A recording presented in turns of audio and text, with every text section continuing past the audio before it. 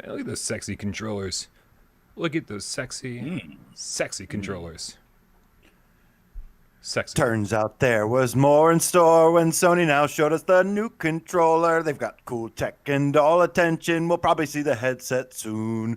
Oh, when the Sony man comes, he brings us Hitman 3 through 1. Then when rhymes. 47 is done, we'll take Doug, leave, and go. Oh my God, can we cue the cat? Can we cue the cat? We're going to cue the cat. Please. Cue the cat, because I want to say what's up to the Game Cat in the chat. Says this was unexpected. Steve, IRE, hello. Flame Hat, the Game Cat. We're starting. We're queuing the cat. We're getting caught up, okay? Here's the Chris, hello. Namkisjenber, hello. That Sitter CBN. You guys are really killing me with these names tonight. Just change it to something Game Cat. Make it easy on me. Rody the Game Cat, hello. Trusty Mods in the house. Berber Cat, Wither Storm, Simmons, Johnny Wipeout the Stray Cat. Hibsy, the Game Cat, our local news scooper. Acefield, the Attack Cat. 9 Lives, the Game Cat. Elvert, Professor Lilith, Your Long Shadows. Robert Sullivan, Dennis, the Game Cat. Manguso, Dylan Gladstone, also known as Jokes. Alias, Black Ice 4777. Guyson, fist bump to you. Jazzy J, the Terromage Cat. Yes. Now we're talking. Scandal, the Game Cat. Yeah, loving it, guys. Keep it coming. Ash, VR, Johnny No Pockets, a.k.a. Who Dat? Game Cat. Bargle, Soft, Next, Knox, L.W. McQuaid. He's a scientist. Don't mess with him. He'll use chemistry against you.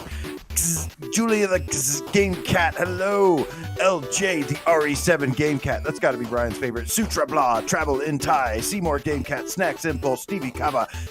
Craig Graham. Hello. Danny Lee Gray. Hot dog. Better be mustard on those. What is up, everybody?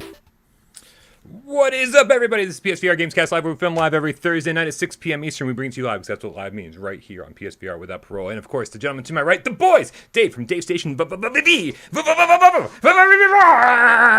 don't know, that's just kind of all over the place. Dave, you're muted. Welcome to the channel, everybody. Welcome to the channel. God damn it. Well, I was actually getting into the room this time, and I even followed it up with a little of my own. Because I'm revved up, because we got some fucking great news today that we will talk a lot about. For sure. And that guy on the right-hand side of the screen is AJ from The Underground. PSVR Underground. What is up, Brian? What is up, Dave? What is up, cats? Have you heard the news today? I don't know. Is that a song? I heard the news today. Oh, boy. Okay. Yeah. I'm glad you guys know, because I don't. Yeah, that's a Beatles song. It's a pretty famous one. Dana It's more of a Stones guy. Yep. Shout out, of course, to Jeppy Condile, who gave us a tip like 3 hours before the show even began. Thank you very much, Jeppy Condile. Hopefully you're still kicking it around here somewhere. I had to walk away and get coffee while AJ was saying hi to everybody, so I missed if he gave you a shout out. Arlen Teodori with the $5 donation says, hello, Brian, AJ, and Dave. Hello, Arlen. What up, Arlen? If that is your real name. If that is your real name. But thank Brian's you so much getting very for being suspicious. Here. Yeah. Why don't you respond to my text messages? Guys, we have so much stuff to talk about today, but let's get a little housekeeping out of the way. Of course, we want to thank some of the people that keep this channel running behind the scenes, and that, of course, is our loyal moderators. So many people turning gears and pulling levers and like hanging out with Lloyd in the basement while he switches flips. I always do that. Flip switches. That's a thing. Right? We love you, moderators. He calls them flips down there. Floyd calls them flips. Is that a thing? Yeah? Uncle Floyd calls them flips down in the basement. Nice. Thank you very much to all the moderators. Also, shout out to Black Ice 4777 with the $2 tip. Says nothing, but feel free to say something, and we'll make sure. Black Ice. It should be a metal band. I would be surprised if it wasn't. Isn't everything a metal band? Yeah. To me, it is, yeah. Okay. We also want to make sure, of course, that if you're not already a member of our Discord server, click that link in the description below. That's where we hang out 24/7. That's where we were celebrating earlier today when all this news was breaking. While I was trying to get a breaking news report out, celebrating with all the cats in the chat. Man, come hang out with us over there. It is like an AOL chat room that just goes nonstop. That's probably not selling it really well, is it? Not as creepy as an AOL chat room, unless Brian's in there. Then it gets kind of weird. Pretty creepy all over again, for sure. Yeah. Yeah, but guys, look at a lot of people here. Thank you so much for being here. I think we obviously want to talk about a lot of the news and everything like that. But I think we need to really get the show rolling very quickly and kick it off with a little game of should we or shouldn't we when we put 60 seconds up on the clock up on the counter the way Jeremy likes it, and our time to tell you, the loyal GameCats, if you should or should not be playing and or watching and or doing the things that we've been playing and or watching and or doing. Who wants to go first? I'm going to slide in there real quick before and shout out to Alkanoth Zluth with a $5 tip who says, my fellow cats, I just secured a PS5 online. Yes! Woo-hoo! It'll get here just in time for Village to drop. Super stoked and happy to hang with you all. Congrats, dude. I love to hear those stories, man. Although I'm not touching that game until it has VR support. But we will talk about a little bit later why it might have VR support at launch. Maybe. Whoa, just maybe. What? Insane. Guys, we also want to hear your stories about PlayStation 5 in the chat. Let us know. Are you still looking for one? Is it getting easier to find one? Did anyone secure one since the last week? Like Alkanoth here. Awesome. Very, very happy whenever we see this. Dave said he wants to go first. I did not say that. Oh, I thought you said you were going to slide in here. Oh, you're to give the tip. I was sliding in to get the tip. All right, then I'm going to go first on my mark. Get Des, go. And I want to talk a little bit about a documentary I just watched before this show, kind of on in the background sort of thing. I think it was on Hulu, called Gamestoppers. So if you guys are not familiar with all the stock market nonsense that went on with GameStop over the last couple months, they got a documentary out about it pretty quickly. Which is great, man, because I think a lot of people heard about it and they were like, oh, what's going on, but then they didn't really investigate it. This kind of puts it all into a nice little 50 minute documentary and actually gives a little bit of history of GameStop as well.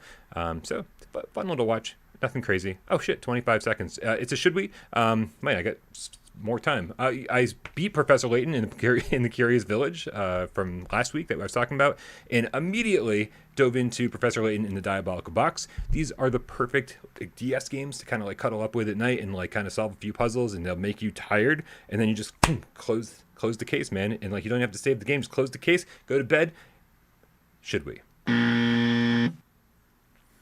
right, who's up next? That sounds like AJ to me. I haven't thought of anything yet. Oh, then my goodness, on your market, Des, go. I'm giving you a 2-for-1 special because last night I played some Wipeout Omega Collection, and there is a sale today we're going to go through. This is one of the games on the sale, but just got to say an absolute should be to Wipeout Omega Collection, man.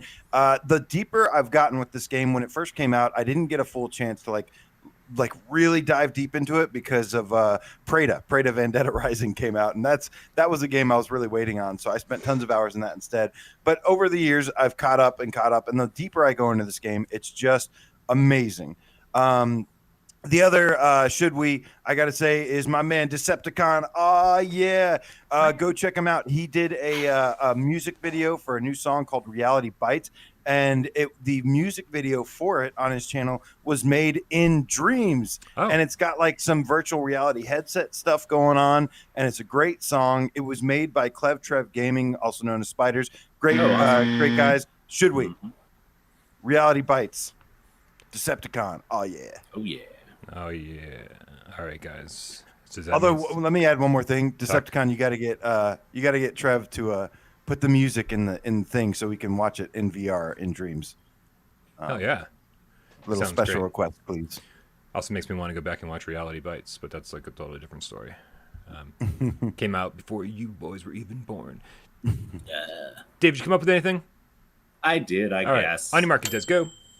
All right, so this week we're going to be talking about Yakuza Like a Dragon, the newest Yakuza game. I've been getting back into that a little bit. It's been staring at me from my unfinished backlog pile, and it's a pretty long game. I'm only a third of the way through, but I love it. I'm really settling into the RPG, like the old kind of JRPG style of everything. The characters are really funny and well-defined, and I kind of love the sort of, gangster soap opera thing that goes on in between. So I'm having a great time with that, and I've streamed a little bit of it in the Discord. I'll probably do more of that as I'm playing. Like the next few nights, I'll probably be hanging out there streaming it. But it's a lot of fun. You have a character who's a homeless guy who throws beans at somebody, so pigeons attack them. He can also spew alcoholic flames on people.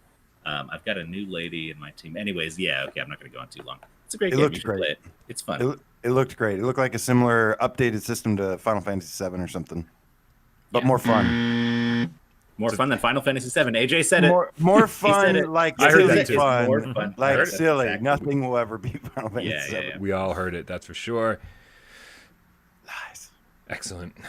All right, man. I think we need to drop into the news because this is, like you said, this is going to be a long episode. We have so much to talk about. And,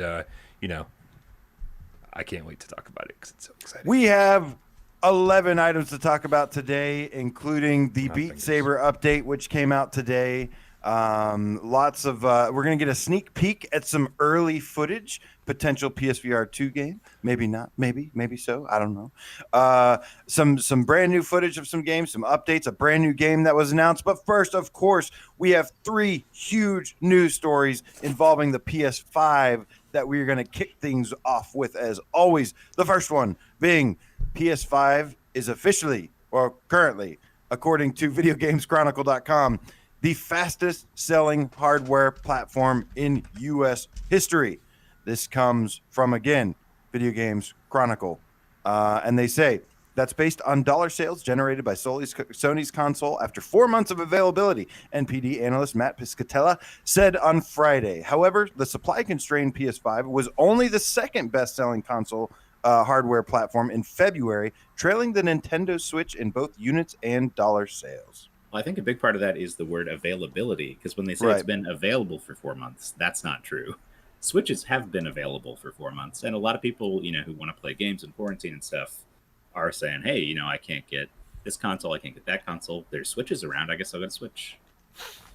So I think that's probably a lot to do with it. Like, a lot of those people might have bought PlayStations instead, if they had the option. Just kind of grabbing something while they can, sort of thing. Yeah, pretty much. That's cool.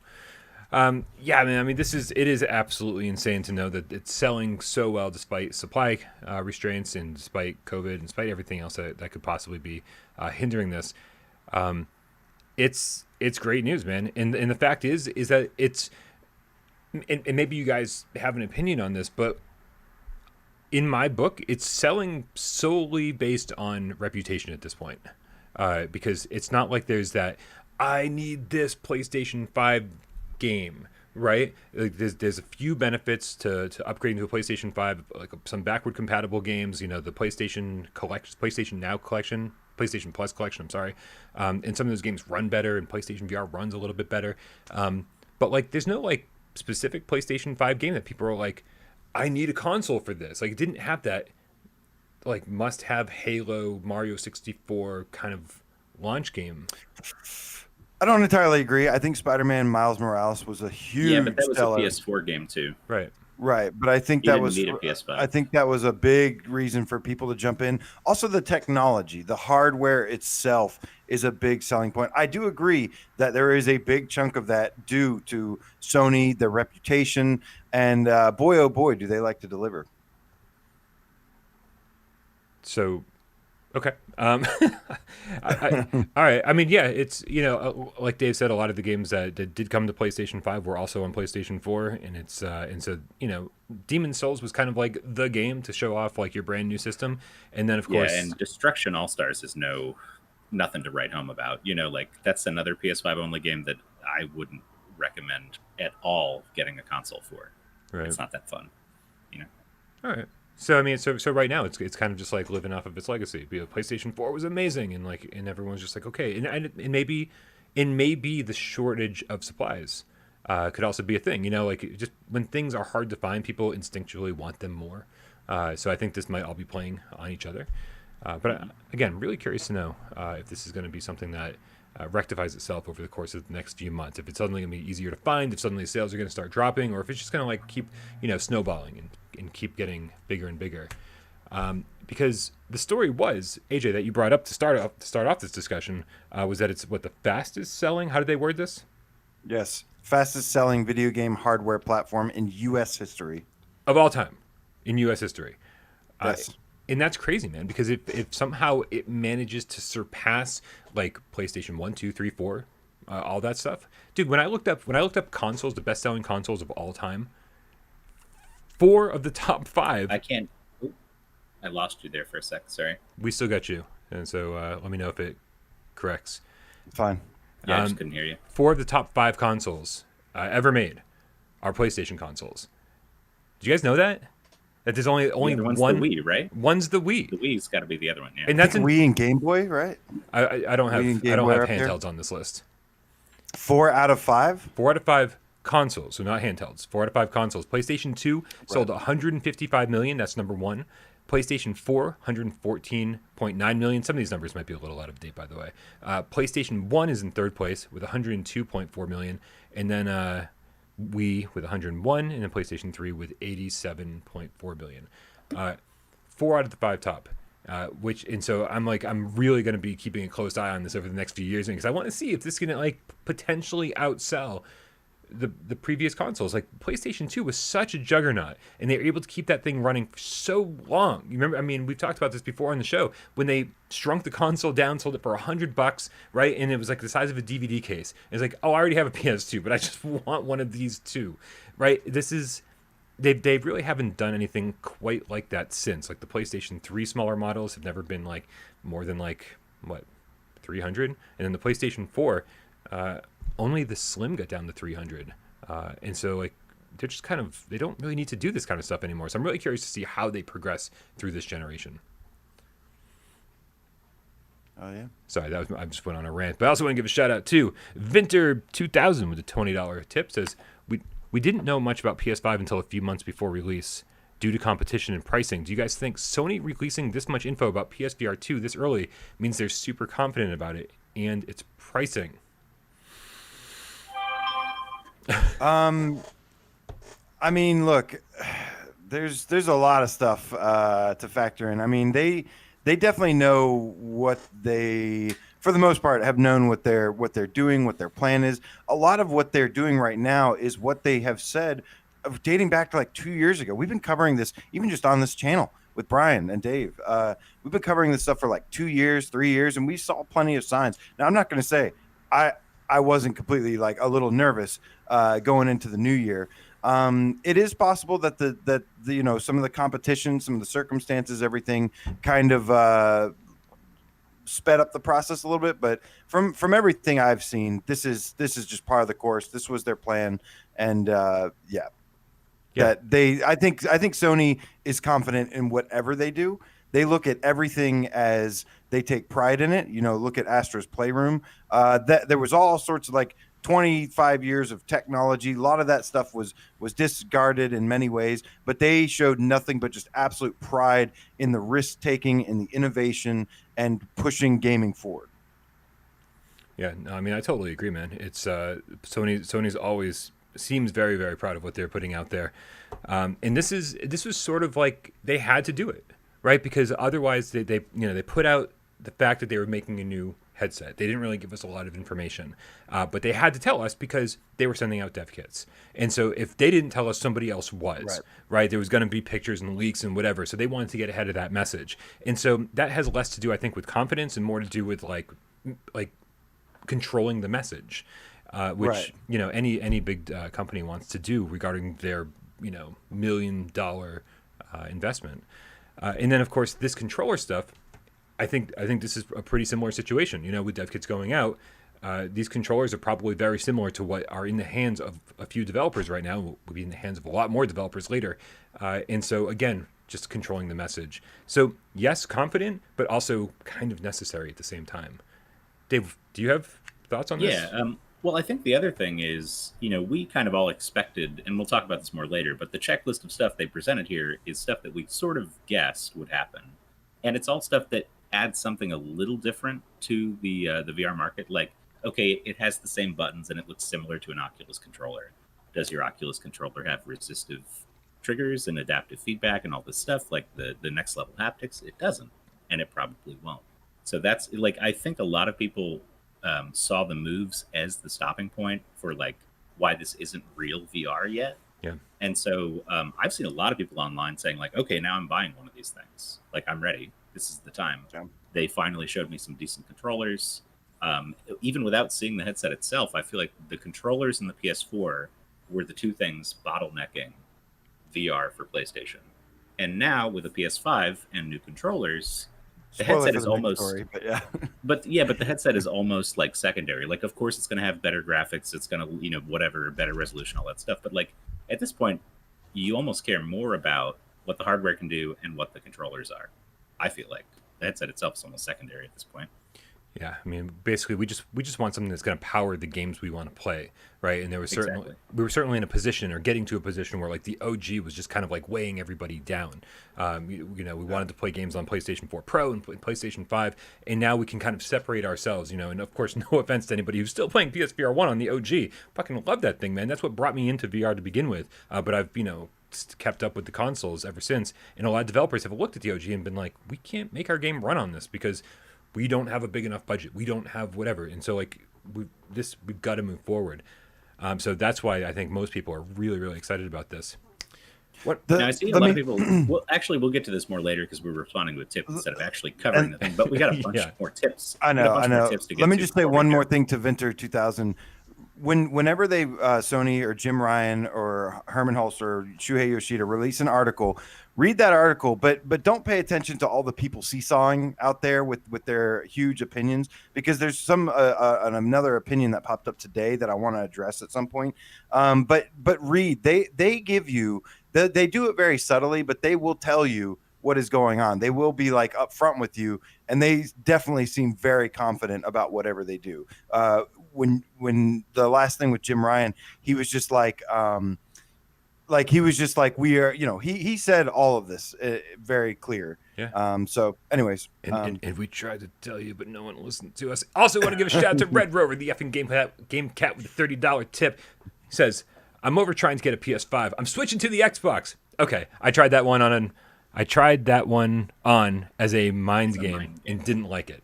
It was painful. I'm back. Phew. That was a close one. And AJ? Dargan. There we go. Thank you so much, Grover. You're the fucking best. Also the best. Donatello, the Scientist Game Cat, with the $5 tip, says, nicely done, Bryan. Fuck, this was so long ago, I don't know what he's talking about, but I love you. Thank you so much. Also, Looper, the Game Cat, with the €5 donation, says, oh crap, it just disappeared. There it is. As a child, I enjoyed an NES Zapper. Now I enjoy an AIM controller and really hope they make an AIM 2 or at least support the current one in PSVR 2. Yeah, we can. You know what? I'm going to copy and paste that into our PlayStation VR 2 conversation, and hopefully you'll stick around, because I really want to get back to conversations like this, especially when it comes to the controllers and stuff. We got another one from Dylan Gladstone. Hold on, wait. Can we hold for once I get to the next one and then get to those, because those are kind of in line with the next topic, and that is the PSVR 2 controllers. PSVR 2 controllers were announced today in an article. Did we have to? I mean, people know at this point, right? I know, but no, it's a surprise. Some people might not know. Some people might not know. People I have no idea what's going on. Hideaki Nishino, the senior vice president, platform planning and management, the last guy, said in the PlayStation blog, following the recent reveal of our next generation virtual reality system for PS5, I'm excited to unveil more details about the new controller that will play a critical role in providing gamers with the VR experience we're working to deliver. Our new VR controller speaks to our mission of achieving a much deeper sense of presence and stronger feeling of immersion in VR experiences. And there's a lot of course, a lot of features we're going to break down. Let's go ahead and knock out those tips now.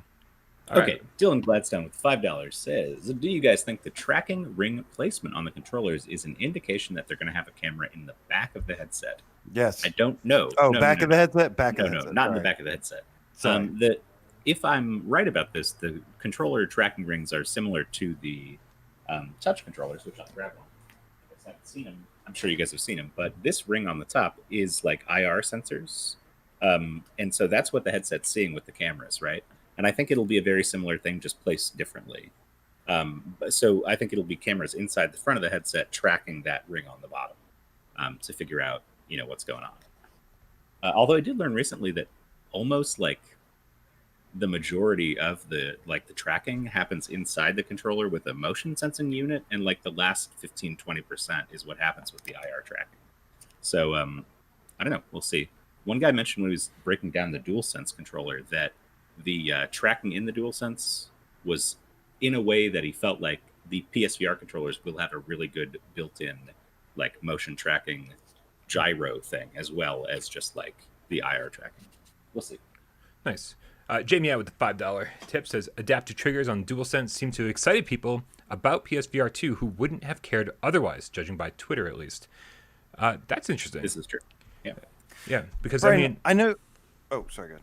I mean, a lot of people said, "Oh, this is pretty standard fare. Like these are pretty much similar to what higher end PCVR controllers are doing." But then they say, "But the adaptive triggers are kind of blow it out of the park," which is fantastic. I've definitely been seeing a similar thing, Jay. I agree. What were you gonna say, Jay?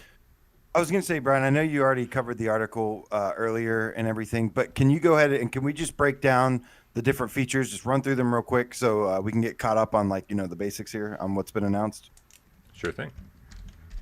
So over on the PlayStation blog, as AJ said, this article comes to us from Hideaki Nishino, Senior Vice President of Platform Planning and Management.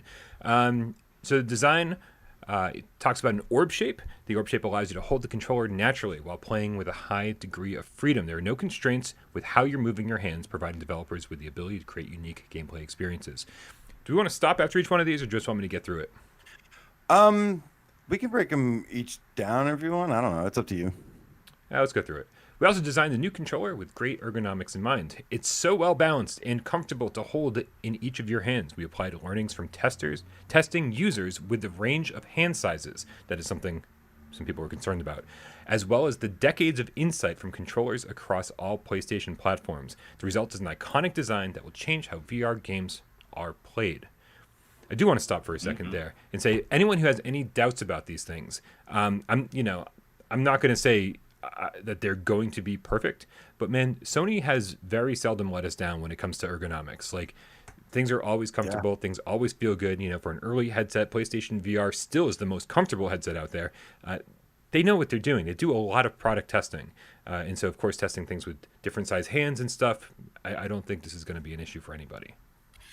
So there's two things. One of these things that Dave was mentioning that I really noticed about these controllers that I really like. First of all, there's been so many people hating on the moves today, and they're like, "I can't wait to bury these in my backyard." And guys, just calm down, okay? I like the moves, but I know that they're a little bit dated. I mean, it's fair, right? It's like we had the moves. They were great for PlayStation 3 augmented reality games, that kind of stuff, light gun games, and they actually got us through the first couple years of PlayStation VR like fairly unscathed. It took us a while to kind of learn new locomotion systems, but like we did it, right? And like for people like us who are like our diehard PlayStation VR fans, they're kind of fine. Like they're oddly fine because we're just so used to them. It's like Stockholm syndrome, and we can actually do everything without thinking about it. No turn buttons are second nature. Running, double tapping, no problem, second nature. All of this stuff, right? We don't even have problems with tracking because like we know where to stand in our room. We've gotten the setup down over the course of however long it took.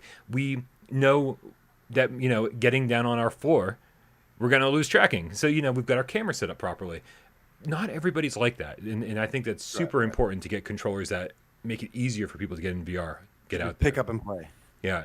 I was like, should we stop after each one? And then I was like, let's go on a 5-minute rant before each one. As much as we talk, or people talk shit about the moves, I think that it's kind of a testament to what you said, how Sony really does design good controllers that stand the test of time, because they worked very well in their original implementation, and they were good enough that they were able to translate that into even another application. Even though it wasn't like specifically designed for that, it still had that life in it, because it was a good controller to begin with. It just, at a certain point, VR kind of moved beyond what it was capable of. But yeah. So the other thing that made me very, very happy is you had mentioned this ring. This ring on the Quest controller is on top. One of the things I haven't played this a whole bunch, but from what I have, and it's a solid controller, but one of the things that bothered me a little bit was, like, let's say you go to, I would think I was playing Saints and Sinners, and I was going to like cock the gun or reload or something, and these two things were just like banging into each other. I'm really glad that the ring is more like around the wrist. We had seen patents before that made it kind of look like they were going around the knuckle, and I was like, yeah, that looks great. As long as it's not on top, I was going to be pretty happy. So I just was really thankful that is the case here. And what else was I going to say? Also, they mentioned in the article that it's designed in a way to like rest in your hands. And it's hard to tell just now, but that is one of the things I do love about the Move controllers in particular, is that I've always felt like they just sit in my hands. I don't have to like grip them really tightly. I don't even use straps with my Move controllers. So I'm hoping that this has a similar feel in that they do kind of just rest in your hands and, you know, a lot of movement, give you a lot of freedom to move around and stuff. But we'll have to wait and see. But again, you know, I'm kind of trusting them that it will be fine with that. Yeah, now let's ride in the game. Feline with the $5 tips. I was going to say I'm worried about that grip button. Quest has one, and I keep pressing it accidentally while swinging my arms, hoping for better resistance. You know, that's funny. I've got a bunch of complaints about the Quest, but the grip button, I feel like it's one of the maybe it's one of those things that like you learn and then like eventually you get over. But I feel like I don't have a problem with it. Do you guys run into that issue ever? I remember feeling like it was a little weird, but I thought that was maybe just because it's new. Like I didn't feel like it was bad. I just felt like I wasn't used to it yet. Yeah. Yeah, I mean, once you get used to it, it's really not bad, though. I don't have that problem of accidentally hitting it. Although I will say in Beat Saber, I end up gripping it just to have a better handle on the controller, because it doesn't do anything in the game to touch this in Beat Saber. But these aren't designed that well for a Beat Saber style game compared to the moves. You know, like the moves are just perfect for Beat Saber.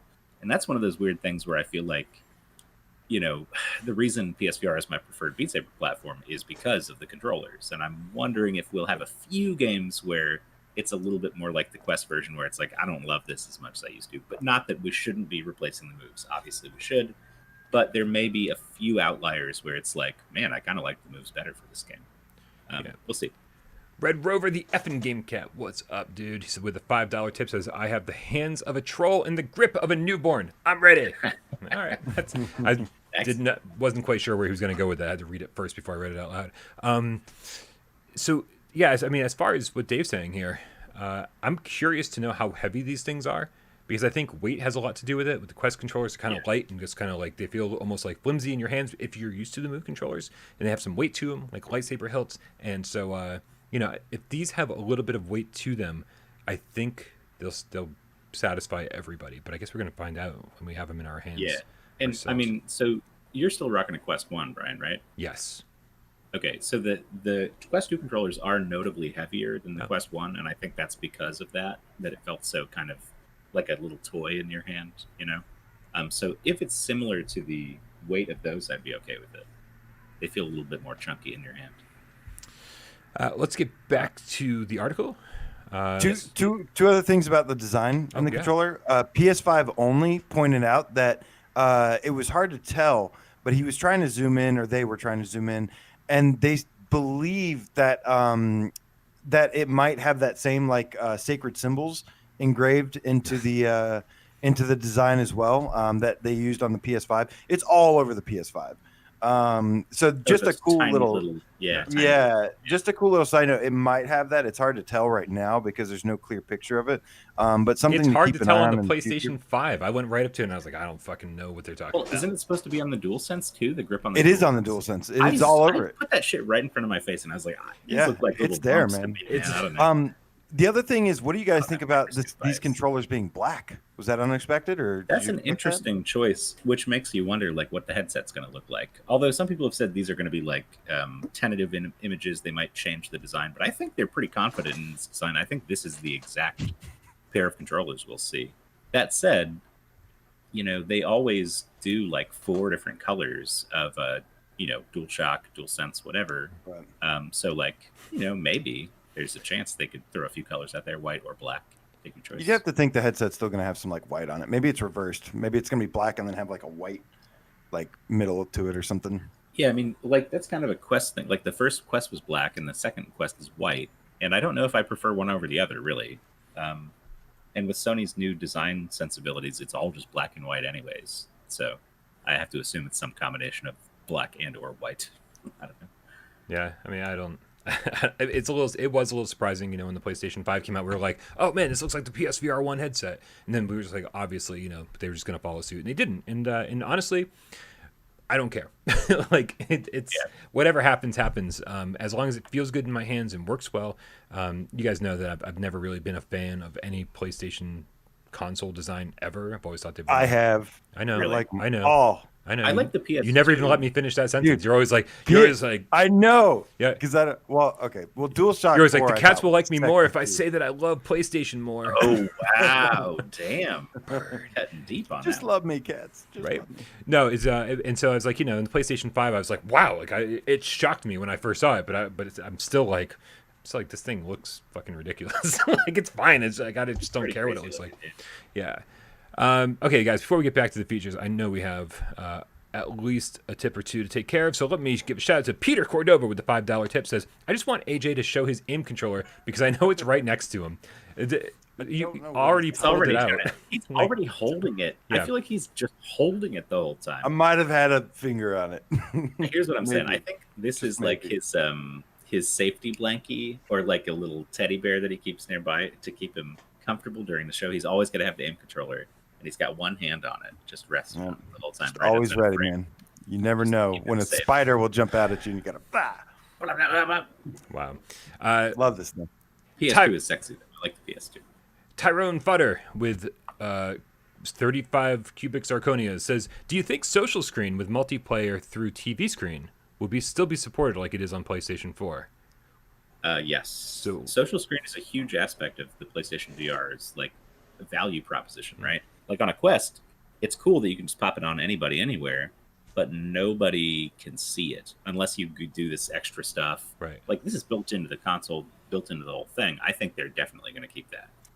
I think one of the things I'm looking forward to the most, because that feature was badass. When we all got our PS5s, I know Dave and I at least, maybe Bryan as well, we all did the share screen thing. We're playing our games and we're watching somebody else play and you can blow it up. Dude, I 100% guarantee you, I'd bet a pizza on this, that you'll be able to play VR, have somebody else's little screen share thing in your headset so you can look at them playing while you're playing. I think it's going to happen. And it's going to be dope.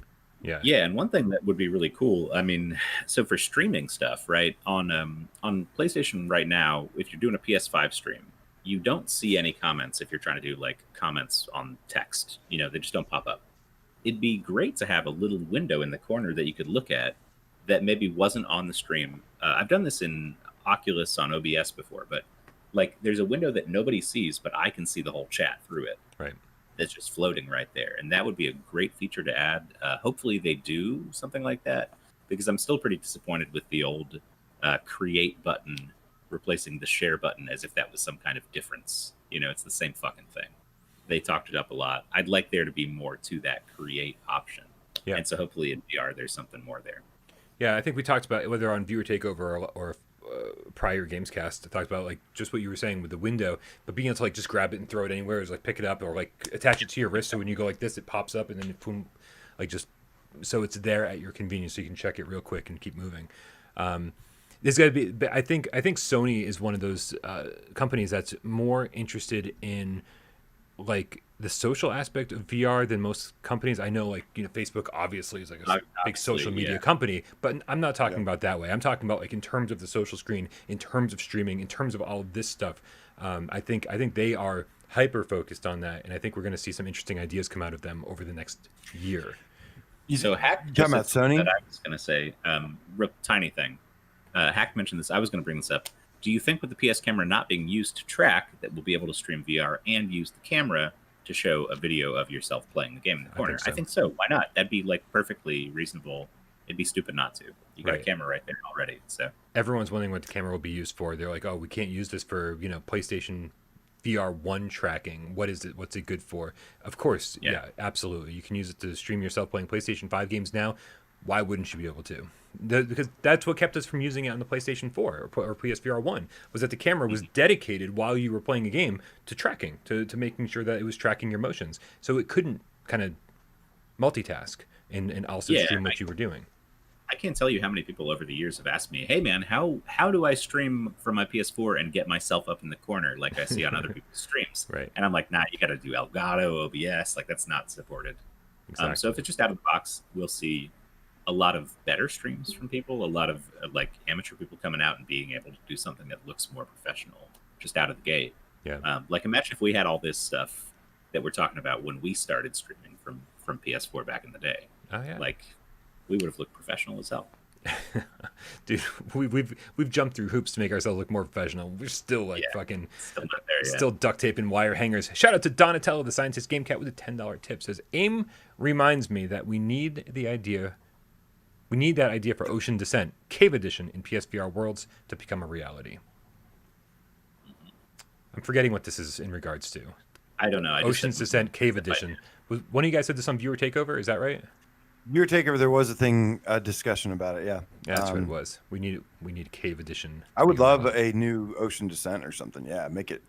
But rather than being chill, I am definitely on team make it epic as possible. That's otherwise it might be a little boring.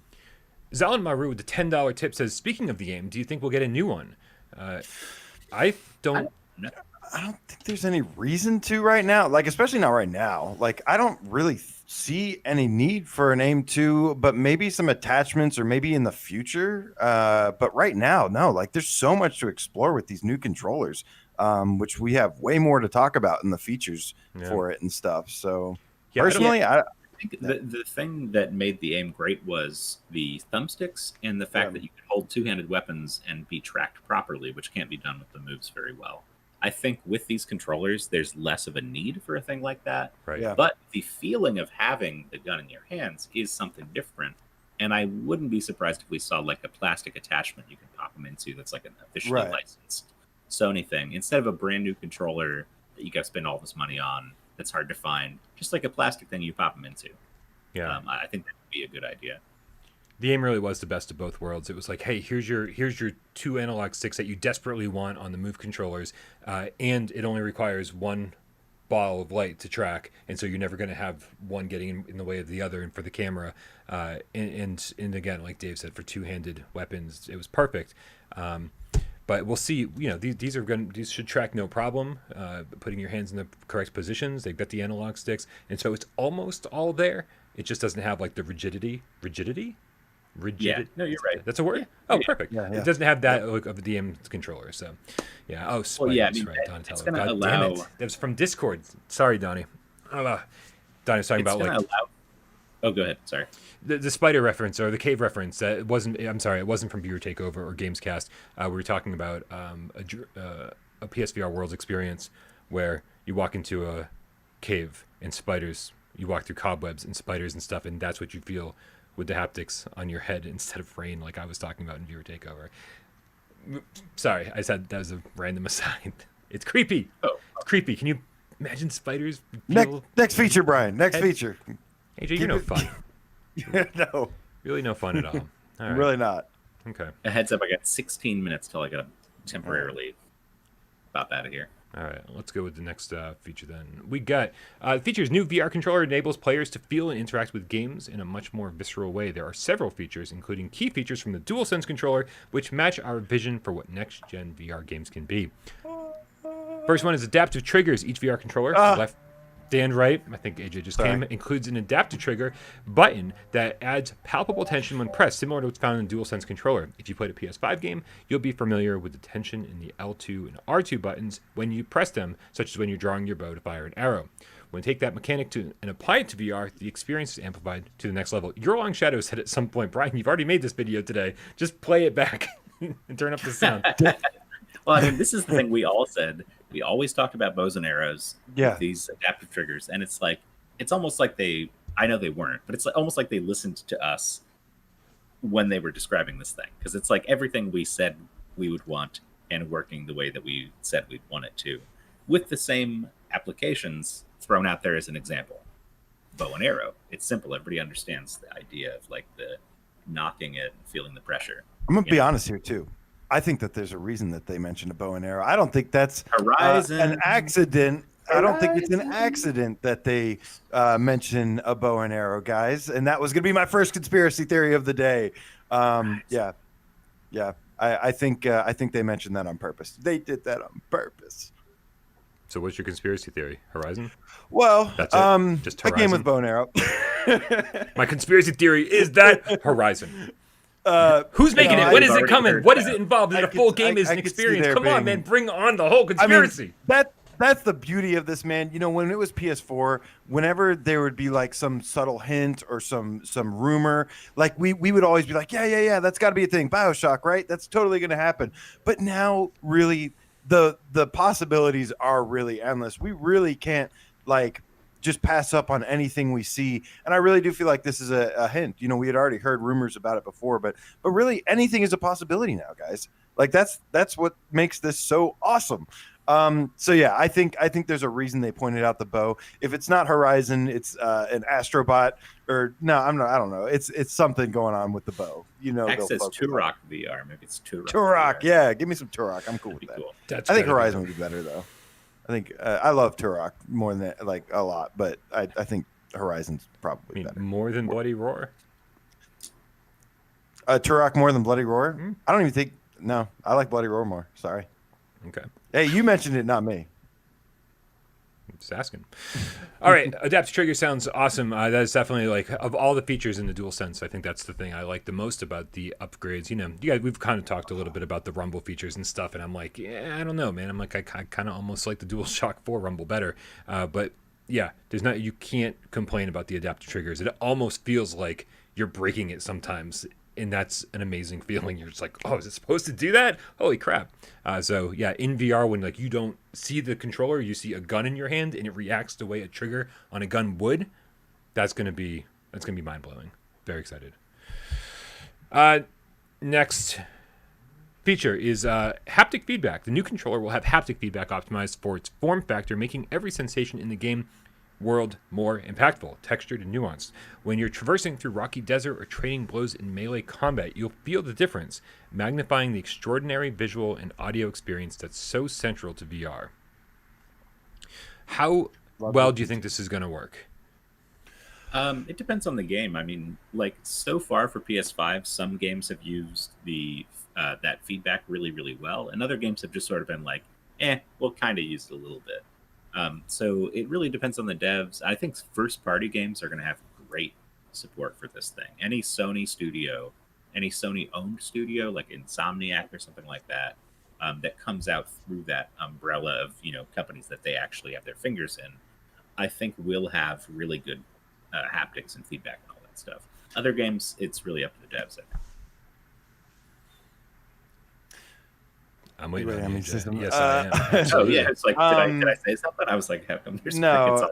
The haptics have been pretty cool. They haven't like really blown me away like the adaptive triggers have yet, but they're still really, really awesome. The thing that caught my attention here is when they talk about punching. Like you punch somebody and it's got the haptics and stuff, or punch something, I should say, and that's what has me kind of excited with this. Just that being able to create an impact. I think it's the combination of the adaptive. I think the adaptive triggers are super special, but I think the combination of both with the haptics will really create something awesome for sure. The question is, do we end up seeing these little bit of haptic feedback in the headset as well? That will be interesting. Yeah, that does. Like the controllers are definitely something that we're really interested in because we've been working with the Move controllers for so long.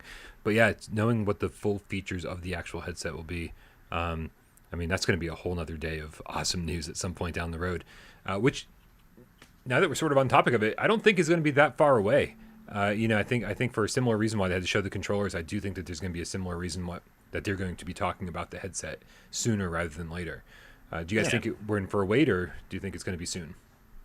I think we'll get info on it fairly soon. I don't know if we'll get a release date or a name yet, because we don't even have a name for these controllers, do we? They just said they are the next controllers for the next generation of VR. Yeah, they won't give it a name till a couple months before release.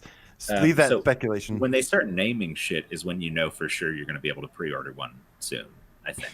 Right. For now, we're sort of in that like, hey guys, here's the concept of the thing we're going to sell you.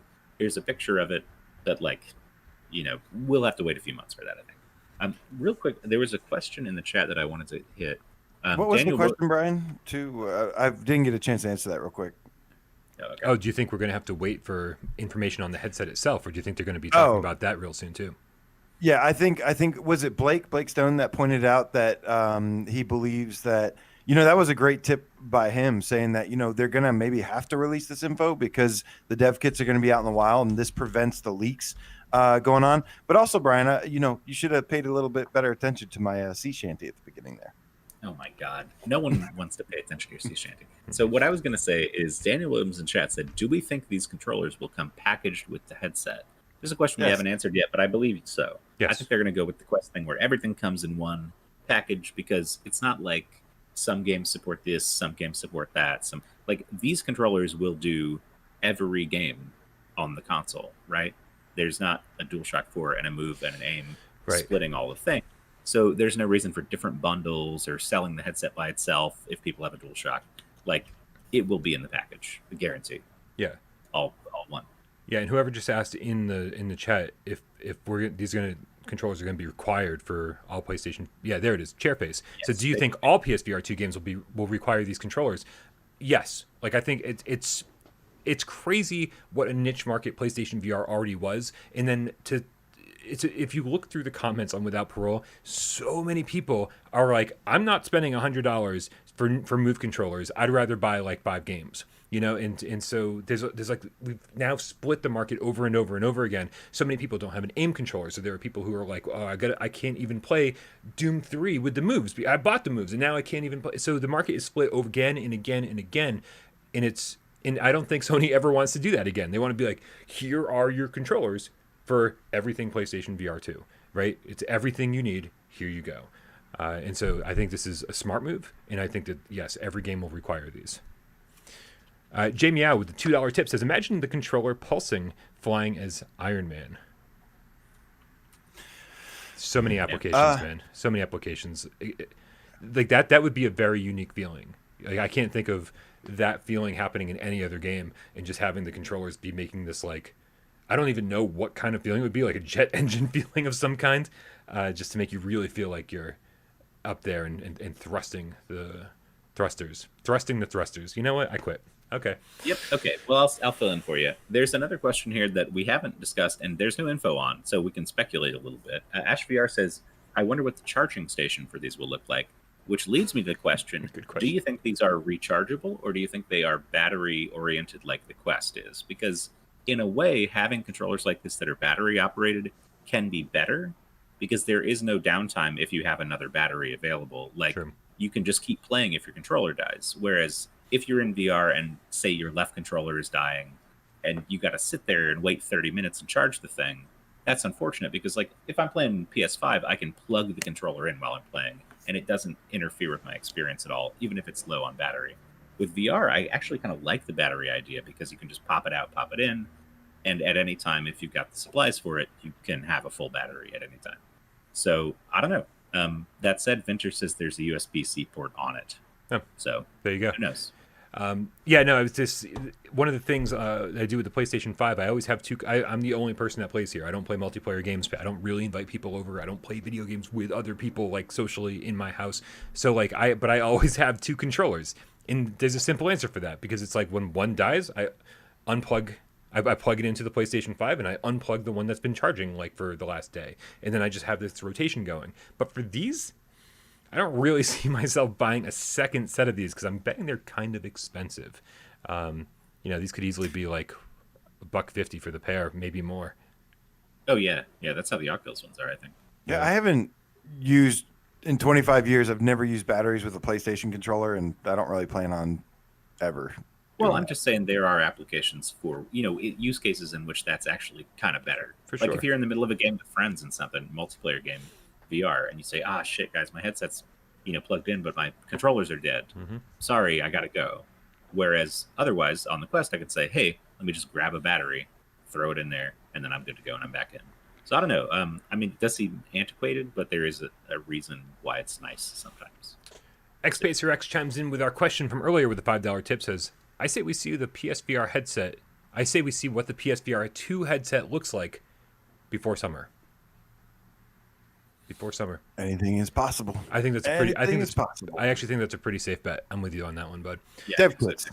Yep. The VR Grid with the Canadian 5 says, Sony announced these just to get ahead of the dev kit leaks. That's my conspiracy theory, sticking with October 2022 launch. Holy shit. Virtual Boys October? Podcast, box quotes. You're on crack, dude. If this comes out any later than Q1, it's Q1. Dog. Q1 of 2022, sign me up for a pizza bet right now, man. Absolutely. Yeah. Like there's no way this is more than a month or more than a year out. It's no later than out. Q2. Wait, hold on a second. You just added 3 months to your bet. But I think Q1 though, but no later than Q2. Yeah, no, I think Q1 for sure. All right, guys, let's get back on track here. Now that we're caught up with tips, thank you guys very much for your support of the channel. What's the next feature, Brian? What's the next feature? Is finger touch detection. I almost missed it. Finger touch detection. The controller can detect your fingers without any pressing in the areas where you place your thumb, index, or middle finger. This enables you to make more natural gestures with your hands during gameplay. Now, some people are thinking this means finger tracking. It's not finger tracking. That's not what they're saying. This is actually very similar to what the Quest does already, which is that. So another example kind of thing here with the prop. If I rest my finger on this without touching it, it senses that. If I rest my thumb on the stick without pressing it, it senses that. And my fingers in the game sort of curl accordingly. And so it allows for different kinds of range of motion with your hands. Right. And I think that's what they're talking about, where like you can have the rest and then the pull a little bit and then the fully pulled. And there's like a range of motion there where, you know, stuff is still represented without actually pulling the trigger. Yeah. I don't think they're full finger tracking. Yeah, I mean, when it comes to finger tracking, like the Quest does that without controllers, right? So that seems like a thing that like PSVR2 could easily do, just from the software side of things. Like it would barely even be a hardware issue. So yeah, I mean, so if PlayStation or Sony decides to start talking about full hand tracking at some point, it's not going to be in relation to the controllers. It'll just be in relation to the headset itself. All right. AJ, you got anything to say about the finger thingamabob? Again, you know, detection? First and foremost, like I think this is great. I think this is really important. It's going to give devs a lot of fun stuff to tinker with. I am hoping that it has an effect to where it maybe eliminates the need for some button presses by, like, you know, if it tracks your index finger, like I want to go up to a door and let's say Doom, for example, it has the green button, the red button. You press. I want to go up and press that button on the door that goes whoop and opens it up. Also, like, you know, maybe even grabbing, you know, the grip button is there, so it's going to probably take some of it, but it would be cool if there's a way that, like, there's just certain objects you can actually grab using the finger tracking stuff. But it's just one of those extra immersive features that I think can play a role and have fun and add to the immersion. It depends on the application of it. I mean, a lot of games, finger tracking is not even worth adding or having. Right. Like most games, finger tracking is not a thing that's a bonus, and it wouldn't even really work. And I think also if you have the controllers on your hands, you'd have to ditch them to go finger tracking because that's occluding the camera's vision of your hand, and that's probably why the Quest doesn't use it that way either, right? Like it needs to fully see all your fingers instead of being covered up by the controller at all. Right. Anyways, it is 7 actually. I got to bounce for a little bit, guys. All right, Dave. Stuff calls. Hopefully we'll see you back here soon. Yes, I will see you guys shortly. Have fun, chat. I'll still be hanging out in chat, watching what you guys are up to. So don't say anything bad about me. Bye. There you go. All right. So next feature comes to us from the PlayStation blog. I don't know why I said that. Says PlayStation blog sends us a $5 tip and says tracking. The VR controller is tracked by the new VR headset through a tracking ring across the bottom of the controller. Yeah, man. Inside out tracking kind of tells you that that's what's going to be going on here. Yeah. And again, you know, I had mentioned that I am so glad that the tracking ring is not up top, that it's on the bottom. I would have preferred either the bottom or the knuckles, whatever, because I don't, you know, if you notice, if you take a close look at the design, it's very, there's like not a lot of appendages and girth up at the top of the controller, but towards, it's kind of back-ended more towards the wrist. That could also be part of the balancing act of the controller. When they say that the ergonomics of it, the feel, the comfort, that probably plays like a multi-function role right there. You know, tracking and comfort and balance. Yeah, absolutely. Like, we see that on the PSVR1 headset already. Like it does its best to distribute weight, and it's got this because of that. It's got this big pad and all this other stuff going on. So yeah, again, one of those things we'll really figure out when we get our hands on it. But it's it's fascinating to see how many people leading up to the reveal of this were still like convinced or worried that Sony was going to stick with light tracking in some way or another, in order to either just like stick with the system they already have, right? And so I mean, I guess this kind of put a lot of fears to rest for some people who weren't convinced that they were willing to move forward. The only way I thought it would be something else is if there was a newer technology developed. Yeah. But being that inside-out tracking is the most popular, is the most efficient right now, that's kind of what I assumed. But yeah, the only way that would have changed is if something better came along in the process. Right. No, absolutely. So that's definitely good news, and we're going to move. I will say one quick note on that, though. I really don't think, and I know some people are going to call me crazy here, but I really don't think inside-out tracking and outside-in tracking are like drastically different. I think with the light tracking is a problem in a way. But they both essentially, to me personally, function the same in that they have to, like, some kind of camera has to see an image, and I think maybe the inside out tracking just maintains that image a lot better. It's closer, and there's less room for interference, and I think that's where the advantage comes from. But I think at the core, they're actually kind of the same. Yeah, so I think Sony wants to simplify this as much as possible for the for the end user experience. They don't want people to be having to walk around their room and set up sensors or set up cameras and do all this stuff for VR. Like they don't want that you to have like we already struggled enough during the PSVR1 generation, being like, what's causing the interference? Are there reflections? Is there this? Is there that? Blah, blah, blah. And it was and a lot of the issues we were having were so dependent on where you set up your headset, how you had the camera placed, all of that stuff. And I think Sony just wants this to work out of the box. They talked about that one cable to set it up. And I think that's what they want to do, man. They want you to be able to fucking plug this thing in and it works. And I think anything more than that is asking too much for the consumer at this point. Like, VR has evolved, man. It's like it's time to step forward with Sony. But we've also got a couple tips that I want to make sure we don't get past. Yeah. We've also got Claire Blackshaw in the house today. Hello, Claire. Good to see you. She worked on the VR portion of Dreams. Big fan. Big fan I am. Could you in a car? Sam, I am. Sorry. Let's move on to the next feature. You got cold yogurt with the $5 tip. Says, with the radical change to the controller design, do you think they'll keep the Halo style? Like the Halo style for the headset, I'm assuming? Oh, yeah. I mean, I think that's like one of their signature things. Absolutely. It might be modified a little bit, but absolutely going to use that. Because what's the one thing that nobody can still take away from the current headset? And that's the comfort, man. For sure. Yeah. That shit was designed after head massagers. They knew what they were doing. I think it'll be smaller because the headset itself will probably be lighter weight and smaller, and so it won't have to be quite so bulky. But I think they're probably going to stick with that. And of course, Hugh Guyver, we didn't miss you with the $5 Australian donation, saying another great day for PSVR fans. Let AJ's Sea Shanties continue. Fire, fire, fire. Thank you so much, Hugh Guyver. More shanties in the future, believe it. Oh man, I'm scrolling backwards. I can't believe how many tips we missed. Original Uber Bitch, the bearded game cat with the €5 donation, says, as someone who hits himself in the balls quite often than he adds by mistake. I was just gonna go for fun. While playing Beat Saber, I'm kind of scared of these new controllers. No soft parts. Ouch. That's again. Nope. Good thing the rings are on the wrist and not at the top. Do you do this when you're playing Beat Saber? I've accidentally hit my own hand playing Beat Saber, but I've never hit anything below the belt. No.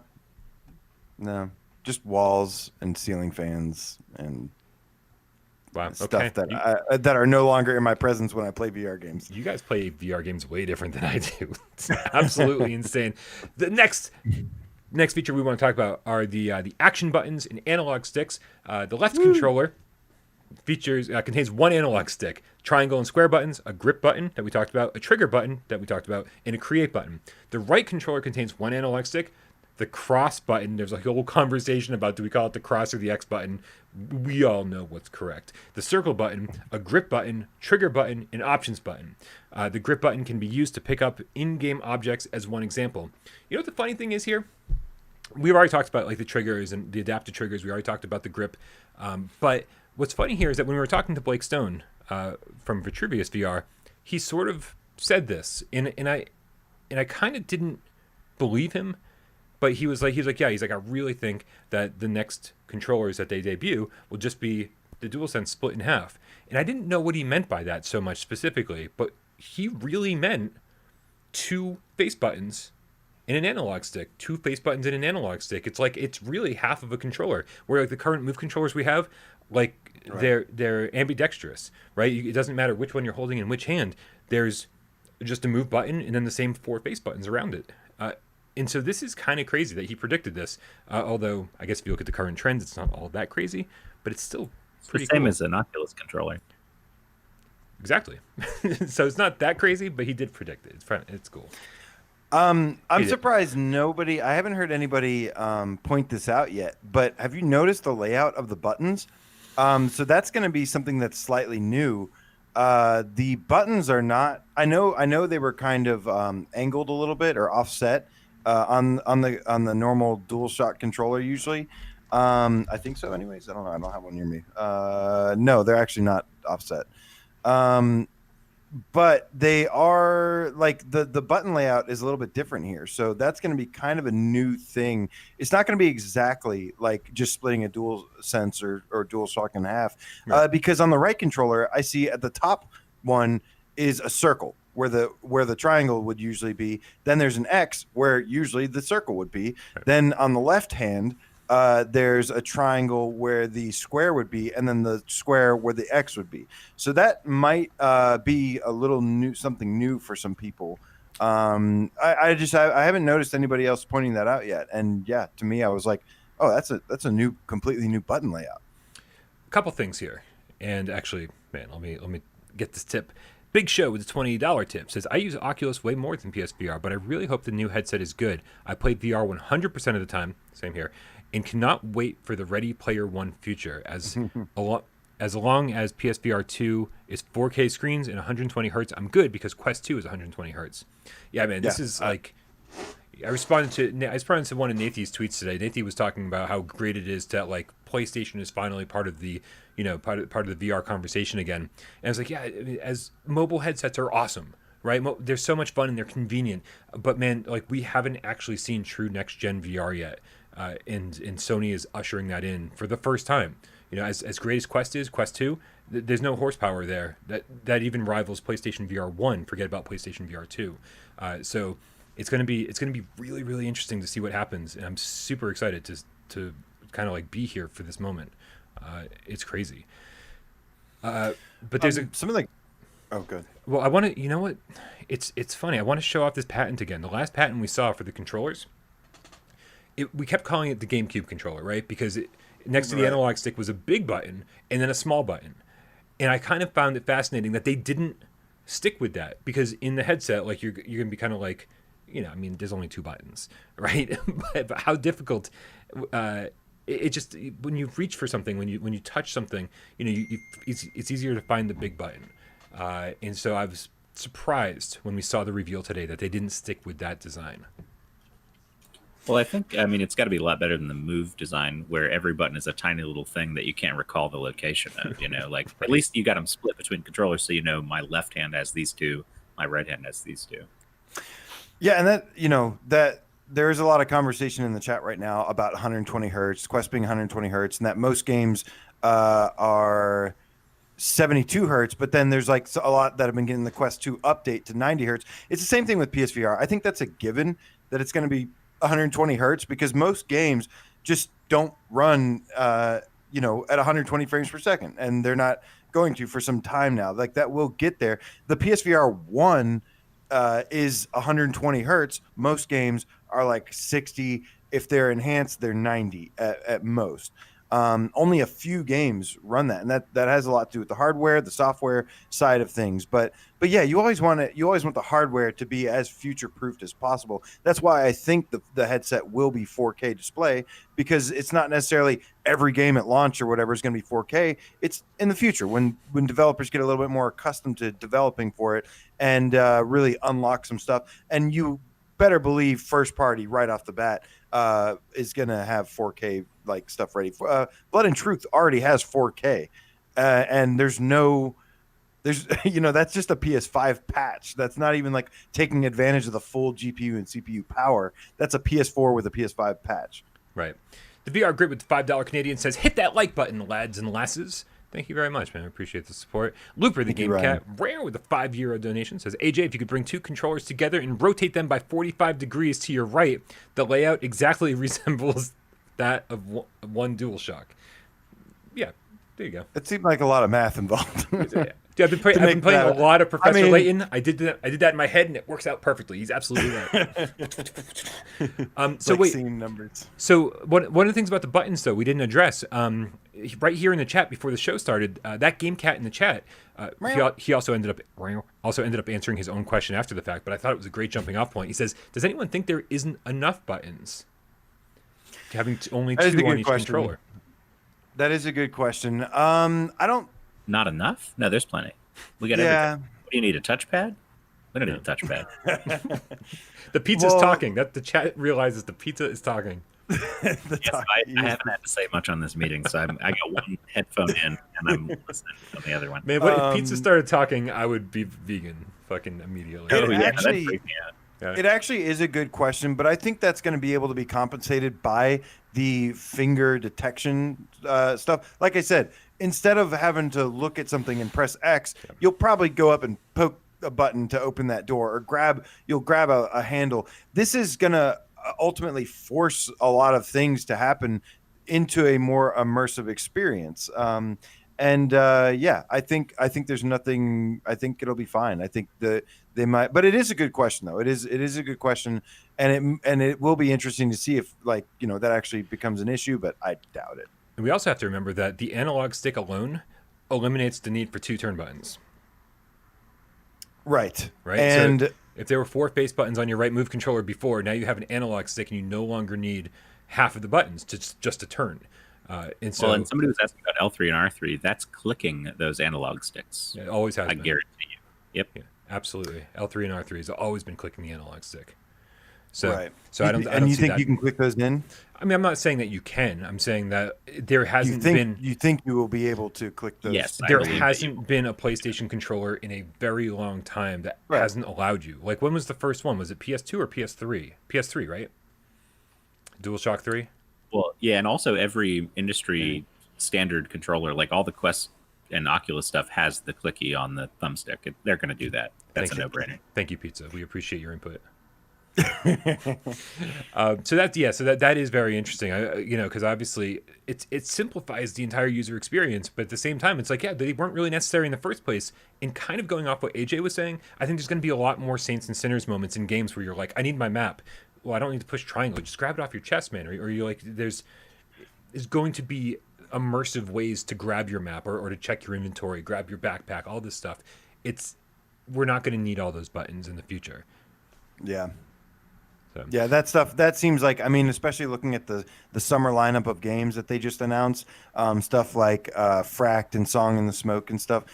They're doing away with more buttons and doing more with like just picking up stuff, interacting with it, physically doing these motions to do these things. Even like a game with let's say a game where you play Magic, it's not going to be hold the trigger and press X. It's going to be, do this motion with your hand and conjure a spell and then shoot it. There's going to be stuff like that.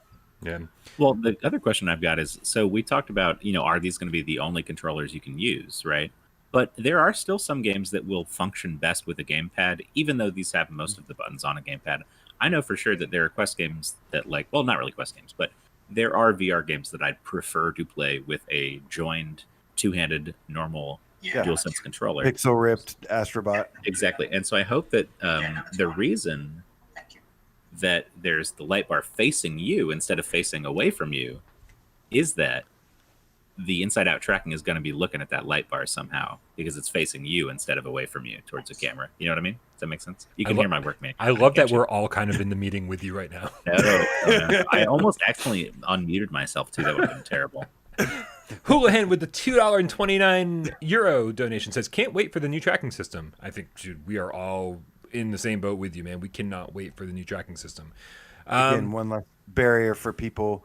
You know, not everybody's a very tech savvy, so the less barriers, less wires, obviously is a big thing, and better tracking, less setup. You know, we're not going to have people going, how do you or like, you know, it's not working for me. It's not like my left hand's going crazy and stuff, and be a lot better. You know, we got another tip, but Carl70 has something else to say about this. He says camera movement button also redundant because you move your head. Now, that's true, but it's still going to be used for turning quite a bit. Right. That was something to get used to. It's like you're going to be looking up and down with your head and looking left and right, but to move your actual body. I mean, yes, you turn your body, but I think a lot of people can do that. Right. A lot of people who are just like, I just want to play a game, will probably still use the right analog stick for turning. But it could, you know, like we could go the Ape Escape route, right? And suddenly the thing that you're very used to using for one thing could certainly be utilized for something radically different. Yeah. Again, still going to be tethered, so you're not going to be able to completely turn around all the way all the time. Unless you want to yank that cable out. No, you can. You can. I like with my Quest, I play plugged in half the time just so the battery doesn't die because the Quest 2 battery sucks. And I do full circles 360, no problem. I mean, I don't get too tangled up. It's not that hard. With one USB cable, we'll be fine. Right. And options, right? You know, some people are, you know, options. Accessibility. Big Show with a $10 tip again says, didn't mean to start trouble in the chat. For the record, I have both. And if the Quest is 3.5 screens, PSVR2 can so 4K. That's all I'm saying. LOL. So chat, don't kill me. We all love VR and want it mainstream. He's apologizing. No need to apologize, man. I didn't see all the trouble in the chat, but like we're all excited about the future of VR. If I sound like I'm putting down like the Quest or anything like that, I'm not, man. I'm just trying to put it in realistic terms. So like I hope I'm not causing trouble in the chat either. You guys are awesome, and again, just like Big Show says, we all fucking love VR, man. Like, well, it's the Big Show. All right. Oh, back to the article. Yes. I'm just to kind of polish off what Hideaki Nishima? No, that's not right. Nishino. Hideaki Nishino. Man, I'll learn this dude's name at some point. I apologize. He says SIE's product engineering and design teams have collaborated to build our new VR controller from the ground up with the goal of making a huge leap from current gen VR gaming. We're thrilled with the controller we've developed, but what matters now is how game creators will take advantage of the features to design the next generation of VR experiences. Prototypes of our new VR controller will be in the hands of the development community soon, and we can't wait to see what ideas they come up with and how the controller helps bring their imagination to life. One of the things that we didn't really address that I think a lot of people have been talking about is that in the corner of all of these photos we've been showing says copyright 2021 Sony Interactive Entertainment Incorporated, all rights reserved. Design and specifications are subject to change without notice. So these are still sort of it might still sort of be in the prototype phase. And so when people are looking at this going, well, where's this? Where's that? You know, where's somebody in the chat had it earlier. I've got it right here. Oh, actually, Berbercat on Twitter responded to my tweet and said, if anyone noticed it says subject to change in the picture, this might not be the final version of the controllers. And then David Olanderson said, the only thing that's missing, in my opinion, is a hand strap like the one on the Index controllers, but I bet it won't be long until someone has modded that onto them. I don't think someone's going to have to mod it onto them.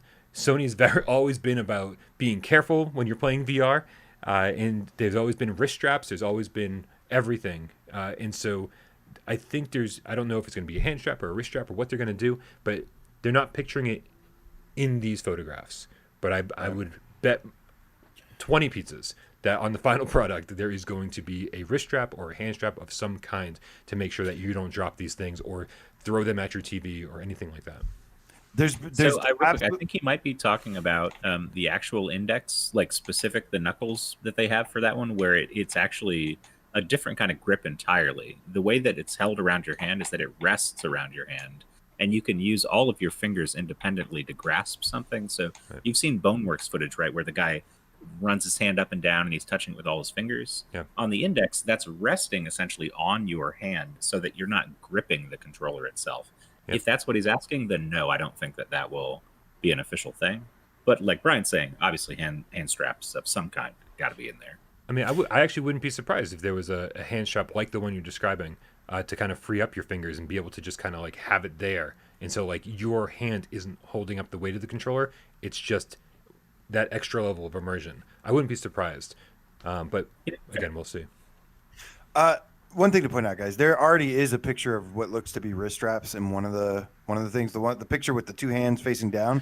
There's wrist straps, but there's been a conversation today about wrist straps and hand straps. Mm-hmm. So that is like, just one specific thing to point out. Yes, there's wrist straps, but a lot of people are wondering about actual hand straps to keep it like secured. But that was what I was saying, and I believe that there is something in the design where it kind of rests in your hands. Because like Move controllers and stuff, I don't need either one. I actually don't use wrist straps or anything else for it. So I'm hoping that there is a way that it just kind of rests in your hand versus some of the other controllers that feel like you kind of got to constantly hold on to like what feels like a gun and stuff. But I think the more you can just let it kind of balance in your hand and stay there, the more immersive it's going to be. It's funny. That the wrist strap conversation is definitely happening in the chat. I thought it was just like a wristband that somebody happened to be wearing. But yeah, so that could totally be.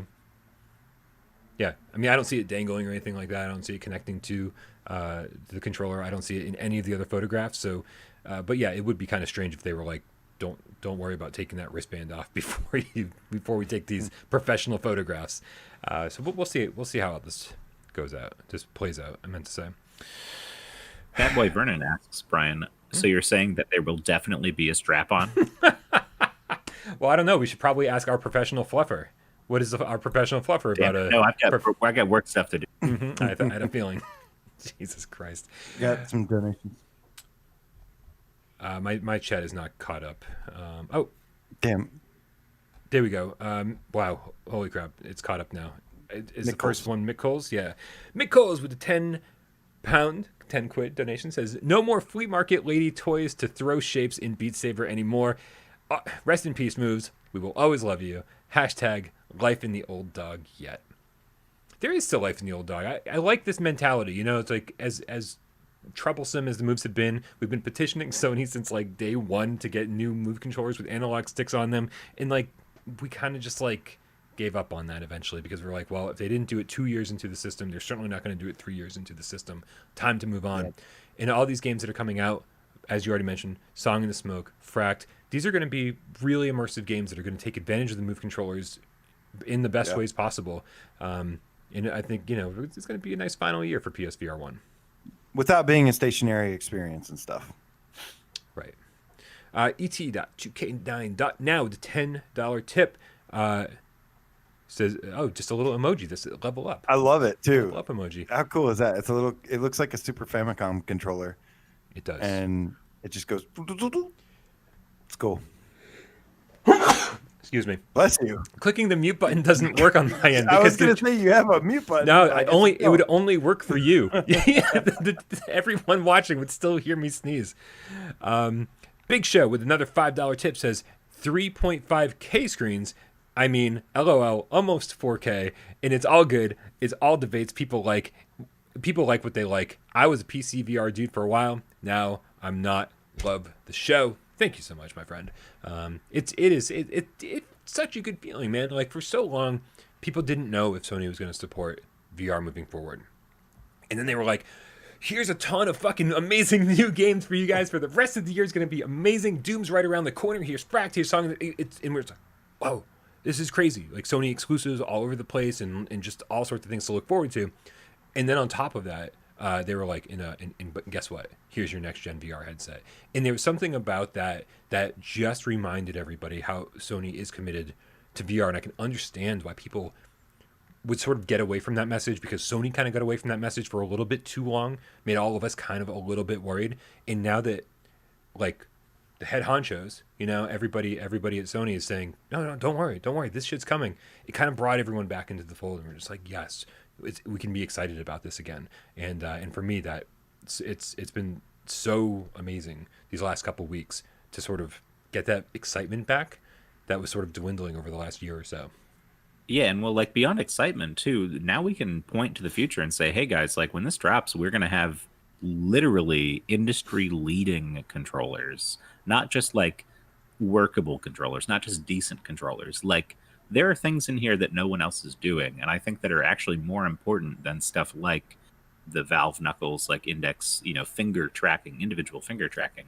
I think the adaptive triggers, the resistance, the haptics will be actually more important than that other stuff that almost seems like ends up being a gimmick sometimes. Like, running my little fingers up and down a crowbar isn't exactly what I need.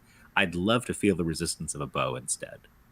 So I think that that's going to be like, we can now say decisively, shut up, PC losers. Like, stop yelling at us about how much our shit sucks. Like this is the future and it's going to be better than what you got. So, here we go. Yeah, the Sacred Grove in the chat says, I thought I had to buy a $3,000 PC, but now I can definitely wait. Yeah, definitely. It certainly makes the PlayStation 5 way more attractive for anyone who is holding off before this announcement. All right. I don't know, guys. I say guys. I think Dave seems like he's here. I don't think Dave actually ever left. Pizza. Pizza. Okay, AJ, pizza.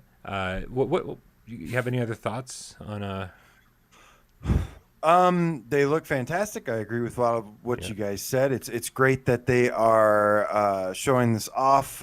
Most likely because the dev kits are going to be out in the wild soon, and they're going to be one step ahead here. They have nothing to lose, only to gain from showing this off. And I think the same is going to come for the headset at some point. Probably going to see the headset sooner than later as well, and I'm really interested to see.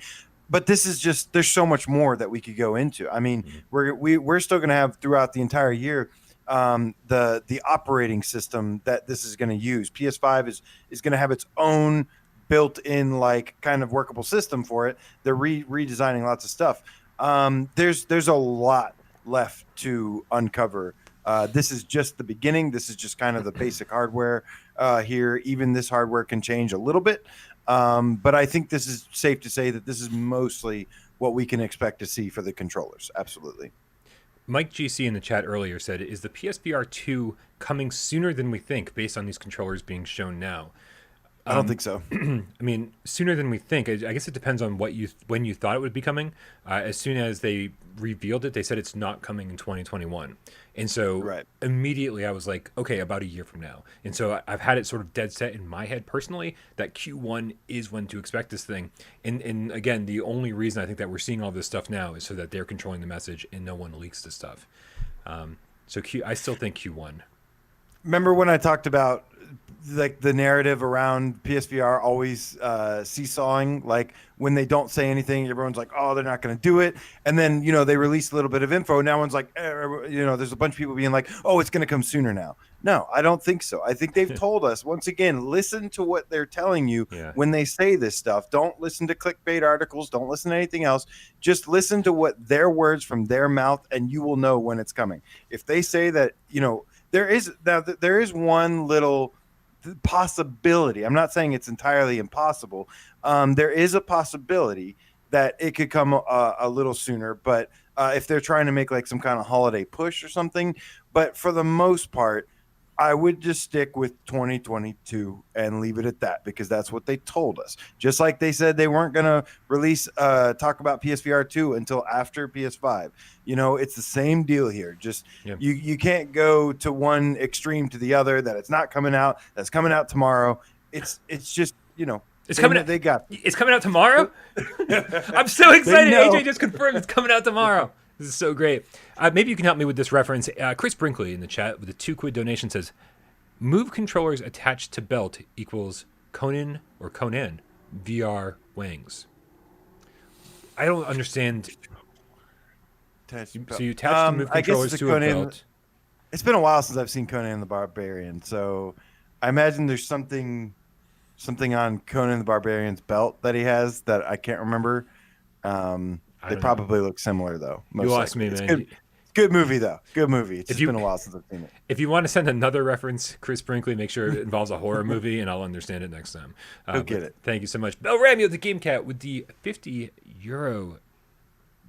I was gonna say bid. I was like, "What are you bidding on?" Again, it's like I'm gonna start taking my clothes off. Thank you so much, Bell. He says, "Off work finally, but can't stay. Sorry. Thanks for the cookies, Brian." Oh yeah, did that Litterbox episode go up about my Bell Ramio cookie story? Go watch the Litterbox episode. And thank you, Bell. We love you.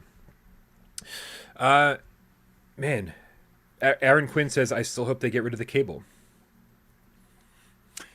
There could possibly be a wireless solution in the future. I'm kind of leaning more toward get a cheap, but very not when I say cheap, it's still going to be very good. I mean, like maybe keeping the price down. I think there could be a PSVR Pro in the future. In fact, I almost feel like there's more likely to be a PSVR Pro than a PS5, but who knows? But yeah, I could definitely see there being like a second model or some kind of adapter. The thing I see right now though is that my experience with wireless VR has not been the greatest so far. The battery life is not enough. It makes the headset heavier and more uncomfortable. I think when the tech gets there, then we're going to see that. The reason we have adaptive triggers and haptic feedback in the controllers, you know why? You guessed it, because the technology is already there and available. Until there's a proper solution to keep the price down, consumer-friendly, ergonomic, comfortable, efficient, then we'll do that. With all the demand there is for wireless tech right now, there's a possibility that they'll have something. It's either an adapter at some point, or I don't know. But I think cable. I think cable all the way. I'm team cable. I mean, you guys know me. I was convinced, absolutely convinced that there was going to be a wireless way to play this. Not a standalone headset, but a way to play using your PS5 and this PSVR2 headset wirelessly. I was convinced. And I think that maybe we're not there yet. And I'm... up until even after the announcement of this thing, I was still convinced, and there's still a little part of my brain that that says this wire or this cable is optional. It's just used to set up and is to give you the best possible experience. And then when you unplug it, you get somewhat of a lesser experience, but you're still able to have that mobility and freedom. There's a part of me that just doesn't care anymore.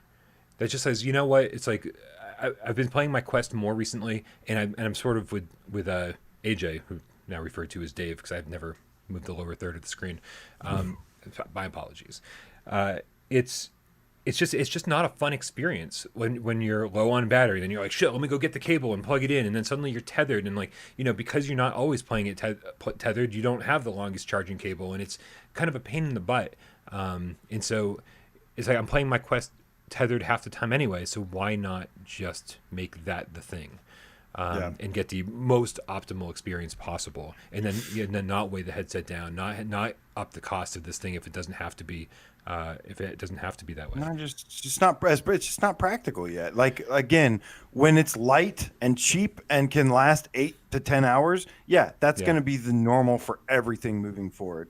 But as is right now, like the wireless is cool, it's easy to use, it's convenient, but it lasts 2 hours. With the at least the base thing. And 2 hours is not enough for me, man. I play way more than 2 hours.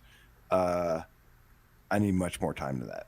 Yeah. And the cable and plugging it in is awful for me because my cable is like super thick. It's on the side of the thing. Heavy, yeah. Like it's like tugging on my head from the side and the front and stuff. It's just not. Yeah, I don't have the right setup for it right now. It's a weird place for a headset that has to be plugged in so frequently. It's a weird place to have it be in front, to be able to have it go down your back like the PlayStation VR1 headset. It's just definitely kind of out of the way, Definitely a tech in the future I'm looking forward to, but you got to let the tech be there first, and then it will be awesome.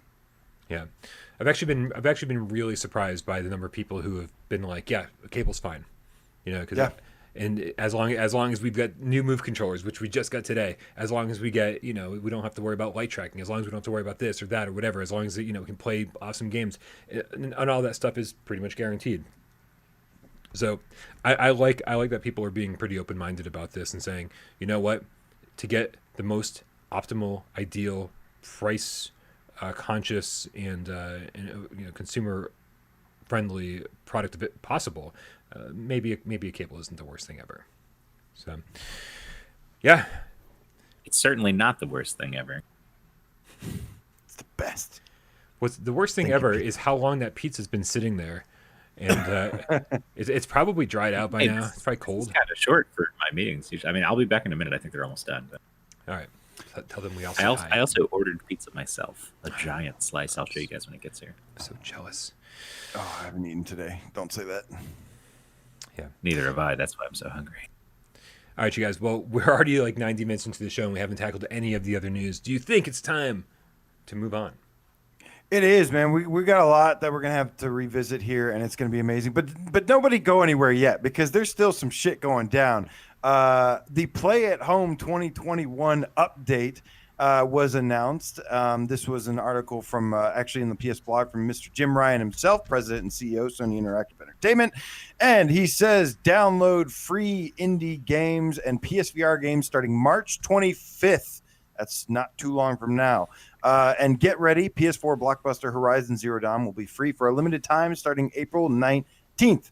So this has to do with last month. They revealed their Play at Home program for 2021, which aims to provide the PlayStation community with free games and entertainment offers to make the next few months a little bit more fun. Thank you, Jim.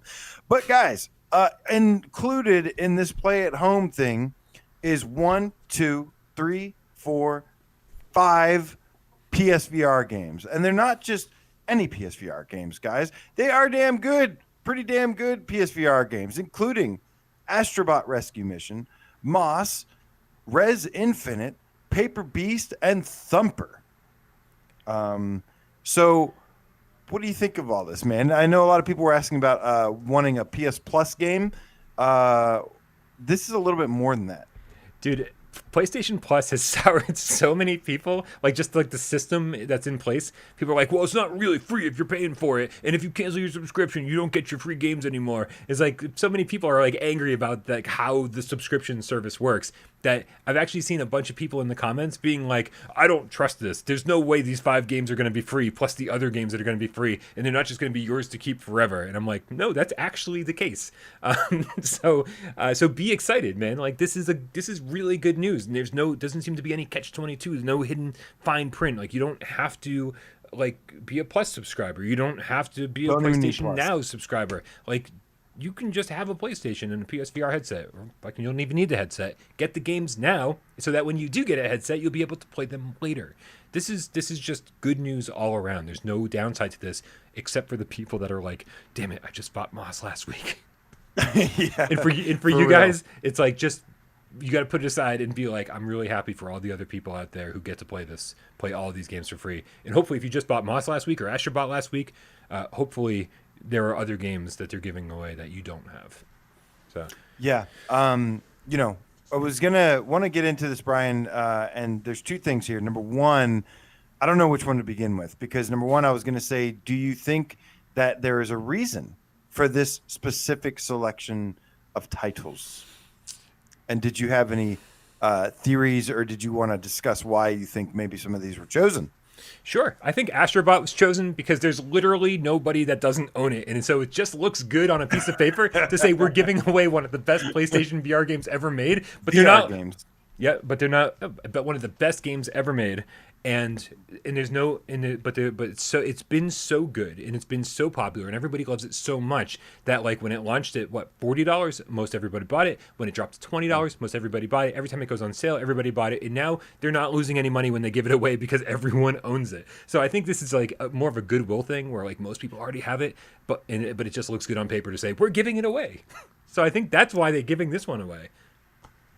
Well, at least there's 5 chances, and there are people out there, believe it or not, that haven't played Astrobot. You're crazy, gamer chick, looking at you. We couldn't convince her to, even when it was like she hasn't played fucking Astrobot. Yeah, right. No. Tip, you're banned. I know. Might as Descent.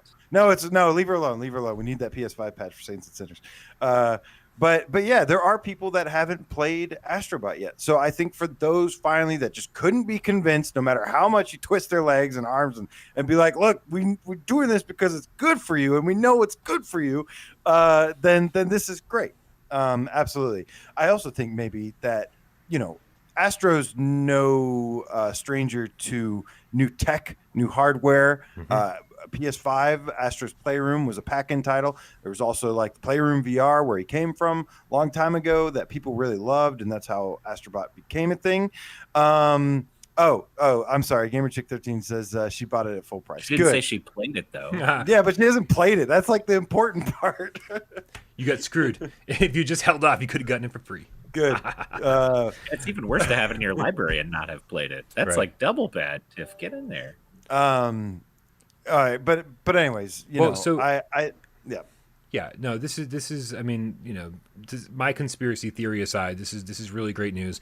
And kind of going off of what you said, Dave, aka AJ, it's really getting Astrobot Rescue Mission to the hands of every single gamer you can possibly get it into. And again, not just VR gamers. Hopefully everyone out there that has a PS4, PS5, whatever, is just downloading this and putting it in their library going, hopefully one day when I have a VR headset, I'm going to play this.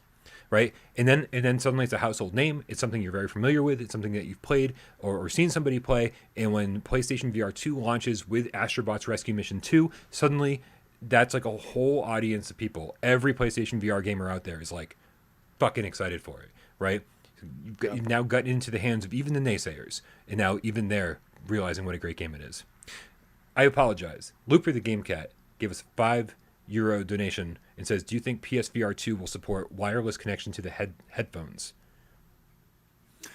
That will be interesting because there is some interference supposedly with Bluetooth technology. However, I've seen some people use it and be fine. So I don't think so. I think it would be wired headphones if you want to. I mean, the PSVR 1 had a pretty elegant solution, having it just they just kind of dangle. They're right there, so it's barely like an extra step or anything to put in headphones. It's not like having like this big long extra cord or anything.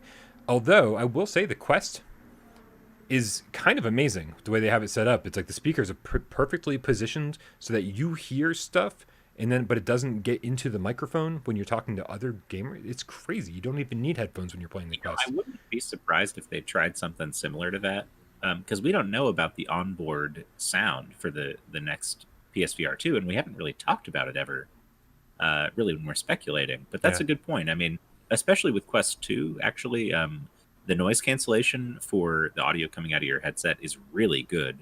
Like, I can have it blasting really loud, and nobody can hear it feeding back.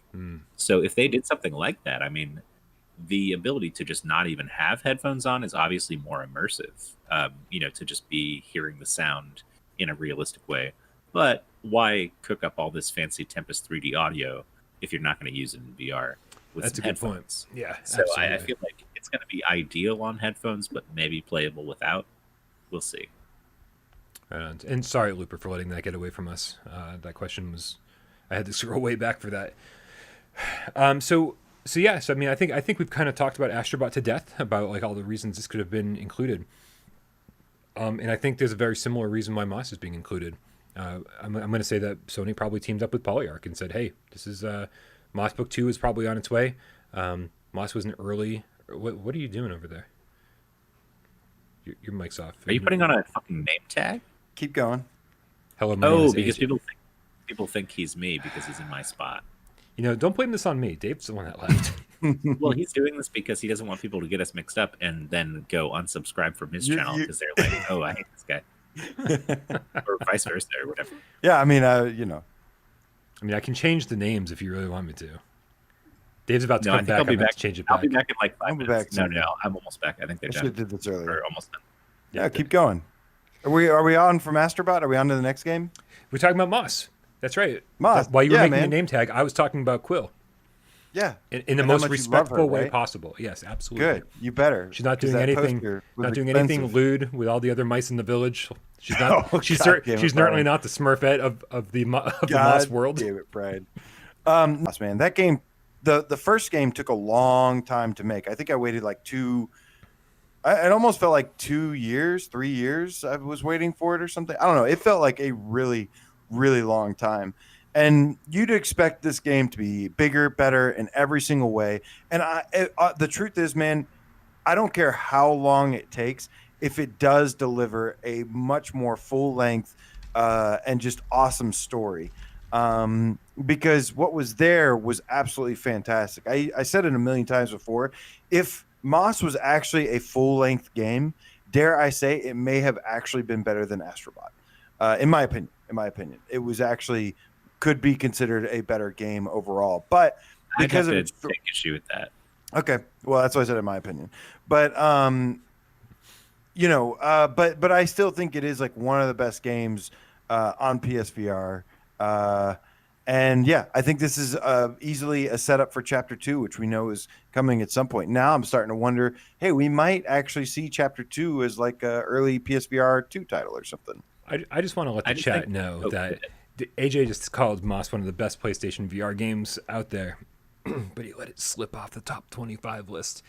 I didn't let it slip. Wow, brutal. And look at his name tag. You know it's him. That was him who did that. It was AJ. I didn't let it Absolutely. slip. I couldn't do anything, man. I couldn't do anything about it. I tried. And did you see all the comments? You're still probably getting comments right now saying, why is Moss off the list? You guys are crazy. Yeah. Nope. That's on these two guys. I'm just getting comments from Will's alternate profiles claiming that Squishies 2 is going to be legit. What do they call it? That other guy is Will? This guy isn't Will. Like, how does he name his alternate profiles? This one's called Clover. Okay. So, he's maintaining that it's not him, but I mean, I can't trust Will as far as I can throw him. Seymour Gamecast with the $2 tip says, I'm finally going to be able to play Moss. Hype. Yes. Yeah. I mean, this far, I would hope that it still is a great experience. This late, after playing Astrobot, because again, it's a shorter experience, a shorter game, and it doesn't have as good of gameplay as Astrobot or graphics or anything, but it is stunning. But at the time, it was like, it absolutely blew me away. It was my number one most anticipated game in 2017, and it completely delivered in early 2018 and just like was absolutely amazing. But it was a little short. And hey, real quick, I know Tiffany's in the chat. Matthew Lee says, I want Archangel Hellfire on PS5. I know you guys said the only reason you didn't bring it was because we didn't have sticks. Bring us Archangel Hellfire. Yeah, that excuse is garbage. I'm just trying to directly, point this at her. Dear Tiffany and everyone in Skydance. I know you're in charge. The real reason you didn't bring Hellfire to PlayStation VR because you were like, Archangel just didn't sell enough. It's not worth our time. Use your CEO girl boss powers to take over the place and say, we are putting Archangel Hellfire on PS4. Like, we've got this Saints and Sinners, we've got this Walking Dead property in our back pocket. We're never going to say the word Archangel again. I like this question. Oh my God, Tip says you have to ignore him. He works at Skydance too. Well then, all right. We've already got a guy. I kind of caught on to that earlier. We have an inside man. That's excellent. I love it. Real quick here, I want to make sure that we give a shout out to Hugo Lopez with the 5. Dave screwed me up on this. 5 quid donation. Very hip with new controllers. That said, do you think it is a possibility or possible for Sony to implement a new tracking system on DualSense to play, for example, Astrobot 2? I don't know. It would depend on what's like in the DualSense, right? Well, I've always thought that the light bar on the top of the DualSense is for that reason, is actually because when the new headset arrived, it would have the front facing light to help improve the tracking. So I've always thought that, yeah, that's the thing, but it's going to have to be a future thing because that light bar and stuff can't be tracked from the outside in tracking. So I think it's very possible. We were just talking about how there still could be plenty of games that utilize a gamepad really well. Yeah. I think we'll slowly start to move away from that. But again, when it comes to accessibility options, I think there will be some games that still use the thing. It's just not going to be like this game is primarily using the DualSense and not the other controllers, unless it just makes more sense that way, like an Astrobot. I don't think we should ever phase out standard controllers like the DualSense and stuff, just because like there are always going to be games, like third-person games will always kind of feel best, I think, with a controller. Yeah. And, you know, there are certain things like Resident Evil where I could see people enjoying the DualSense implementation just as much as a movement, you know, controller system. We'll see. Yeah. But yeah, it's got to still be there, and you know, for accessibility and all that stuff, there should still be games that use that. I hope. I'm gonna double down and say I hope so, Hugo, because you know, I played Ben VR Adventure by hooking up my Quest to my PC, and not having this controller connected, so you kind of like using what would essentially be a DualShock 4 but like broken apart and just sort of loosey-goosey. There's something that doesn't feel quite right about, you know, precise platforming when you're playing Mario with Joy-Cons instead of with an actual controller, right? Yeah, like I need my hands to be able to lock together. Like that, we've just been conditioned our entire lives for, you know, for that to help with precise platforming, and you don't have that, and it feels a little strange. So I hope so, Hugo, for sure. Do we want to go to the next? Oh, David's back. I'm back. I am back. Do you want to put? You should also put on a name tag that says AJ, just to confuse the fuck out of everybody. I don't have any name tags around. I have a card with my name on it that says "Happy Birthday." I'm sure my name is in here somewhere. It says "Hi, Dave" right there. So I'll just wear this. You wear the card. That's not going to confuse anybody. I'll just wear the card. Yeah, no problem. Brian Piccolo with $5 tip says, "Howdy, y'all. Howdy." What do you think is more likely as a PS5 VR pack-in? Ooh, being optimistic. Rescue Mission 2 or VR Worlds 2? Thanks for the great shows. Thank you for being here, Brian. I would say Worlds 2 with a demo disc similar they did to the first one that has an Astro Rescue Mission 2 demo on it. And some other cool demos. Hopefully they stick with that demo disc thing. Because, like, I know... in this day and age, that's sort of an antiquated concept, but like a lot of us here are retro gamers and people who remember like getting demo discs with magazines and like the cool feeling of browsing through a bunch of snippets of things that are coming in the future or might be available now. So I really hope they put in something like that, a demo disc, but I think Worlds 2 would be the best pack-in. I think Worlds 2 because I know for a fact that when Astrobot Rescue Mission came out, Astro's Playroom came out, they were celebrating that, and it was very much like we don't know what we're doing next. And so I'm going to have to definitely say some kind of demo disc or Worlds 2. They could maybe sell an Astrobot 2 later on. Maybe it'll be a paid game later on down the line.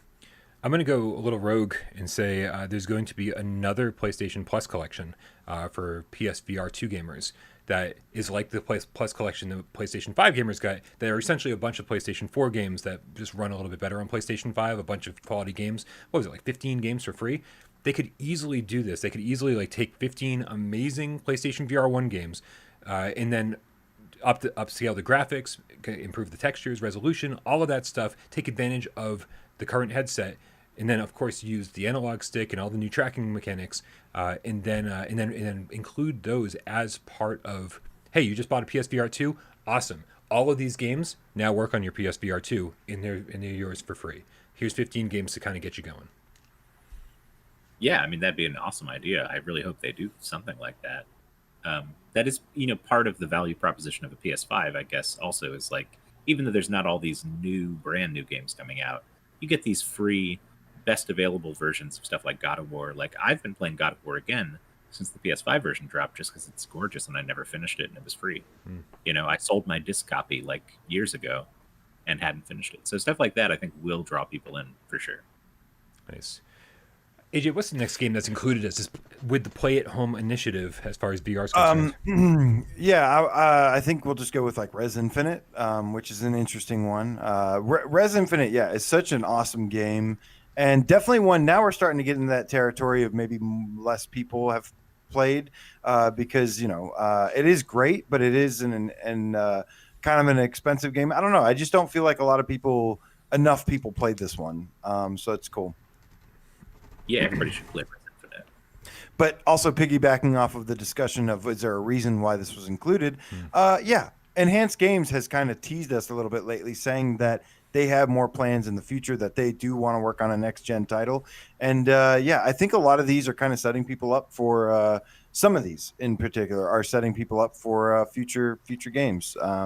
And yeah, we've got Tetris Effect multiplayer coming in the summer, and then yeah, followed by Humanity, which we'll eventually hear from, which is published by Enhanced Game but kind of oversaw by them, and then of course whatever future game Enhanced Games themselves will be developing. So Humanity is a Sony exclusive, right? Is that coming to PC also? It's a Sony exclusive. No. Okay. I do wonder if that has something to do with it. Like prepping people for what they've done in the past, because this will be a new exclusive game when it comes out. So yeah, it's a good idea. Real quick, Mark Pringlesleaf in the chat says, Brian, do you think it's going to be easy to port all PSVR1 games to PSVR2? I do think that there's going to be a way to do it. I'm sure it's not going to be like flipping a switch, but for developers that want to try to sell their game again, I absolutely think that most developers are going to try to do it if they can. I don't think there's going to be some system in place that's just going to make it happen or allow it to happen. But yeah, I mean, I think there's so many PlayStation VR1 games that are amazing that just didn't get the chance they deserved, just because they're stuck on on a niche medium. And as the medium grows, and as we get more people to try VR with PSVR2, it's going to be a bigger opportunity to resell that game. So I don't know how it's all going to work, but I do feel like it's a good opportunity for a lot of developers to give their game another chance. What do you guys think? Yeah, I think it's good to build this familiarity with these developers, these games and stuff through this process. That way when something comes out in the future, they go, oh, I love this game from this guy or from this team. And I think it's a good strategy that way. It could just be nothing, but I think there's obviously some signs that there's probably more at hand here for some of these specific games like this.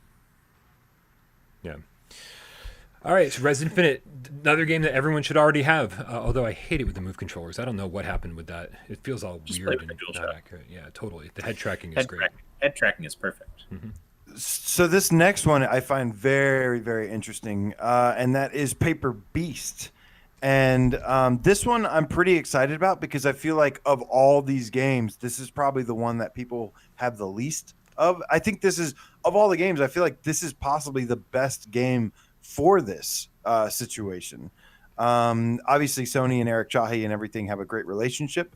And I do think that this is a good game, but I think this is the perfect opportunity to show this game to people. And I think we're going to see a lot of people in the future being like, I love Paper Beast because of this situation right now. Absolutely. Yeah. Yeah. I mean, I saw somebody in the chat say, I can't wait to play Paper Beast to prove Bryan wrong or see if Bryan was wrong. But yeah, I just like Paper Beast. Like there's not a one opinion on it. A lot of games, everybody agrees they're good or bad.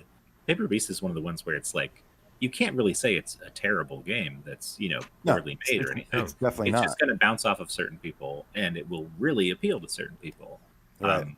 So definitely, someone earlier told me not to say different strokes for different folks, but I will say different strokes for different folks. Thank you very much. I mean, I'm the guy that like praised Separation up and down and couldn't get enough of it. I was like, this is like one of my favorite games, and it came out at the perfect time, and I really needed it, and it was like an emotional thing for me. But like, plenty of people bought it, and some people certainly agreed with me, and they're like, yes, Brian, I absolutely agree. I played through this game 4 or 5, 6 times, and I loved it, or whatever. I just like really enjoyed playing through it. Miles Dyer says Brian's never wrong. First time watching Miles, but I owe so many people pizzas, it's not even funny. But then there was another whole group of people. I probably owe AJ a pizza or two.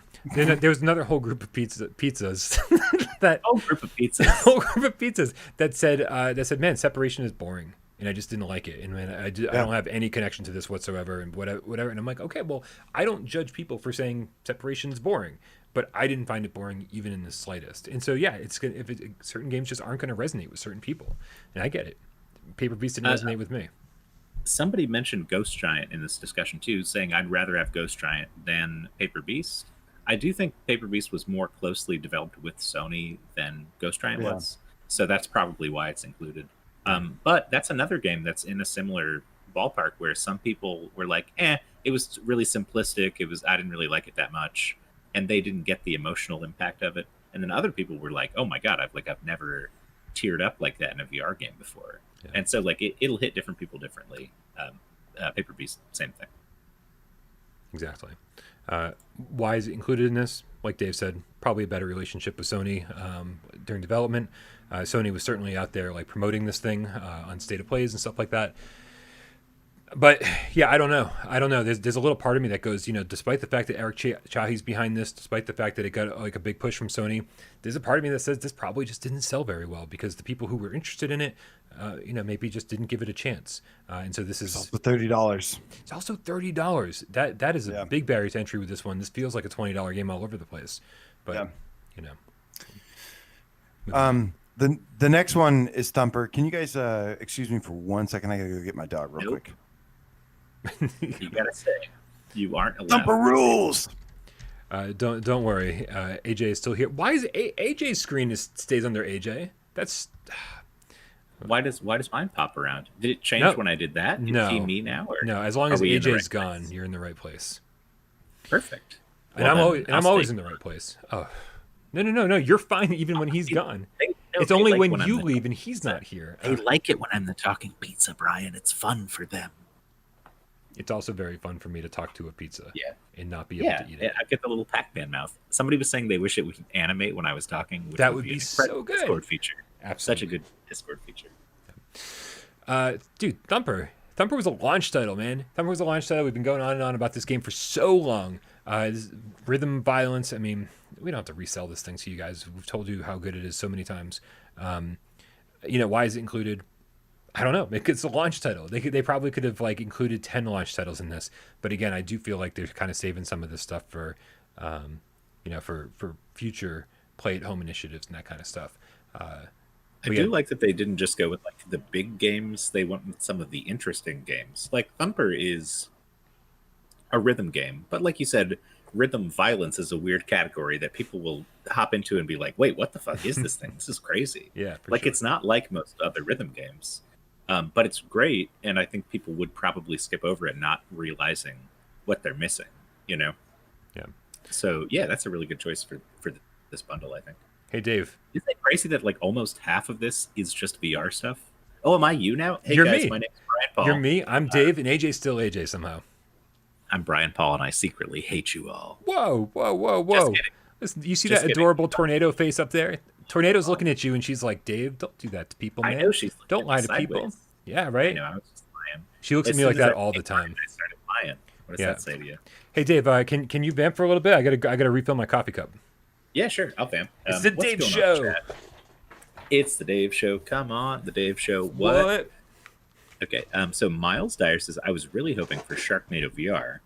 Oh, yeah, that would have been a good free one of these days. It'll probably be on sale for like $2, Miles. I guarantee you. And you will say, why did I pay $2 for this?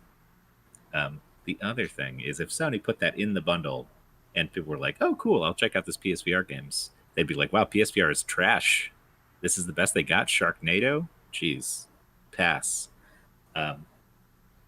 Yeah, let's see. I don't know what to say, guys. How you feeling tonight? Everybody having a good time? Pepsi is the worst soda. Diet Pepsi is even worser, says Johnny Pocketson.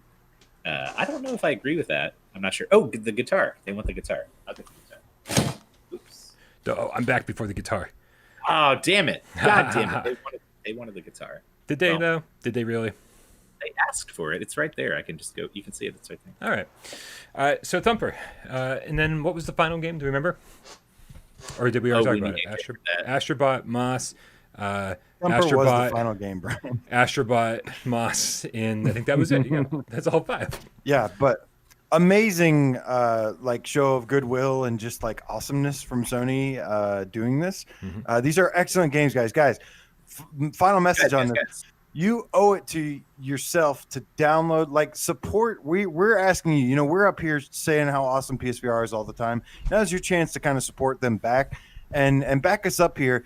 Go download these games, go play them, if you don't like them, you don't like them. You don't have to beat them, but go try them out, because if you haven't played these, you're seriously missing out. And like I said, even like Paper Beast, you know, it reviewed so with me, but still, like, I think even as a free title, it's like, that's amazing as a free title. There's so much to like about that game. And yeah, you really just show some support back here for them doing this. Make sure you download so they see that it's been downloaded and played and stuff. And hope you enjoy them, man, because these are fantastic games. All right, and the next time I say something negative about Paper Beast, you can be like, Brian, fuck you. You don't know what they're talking about, because I finally played it and I have an opinion on it. So, and I'm fine with that.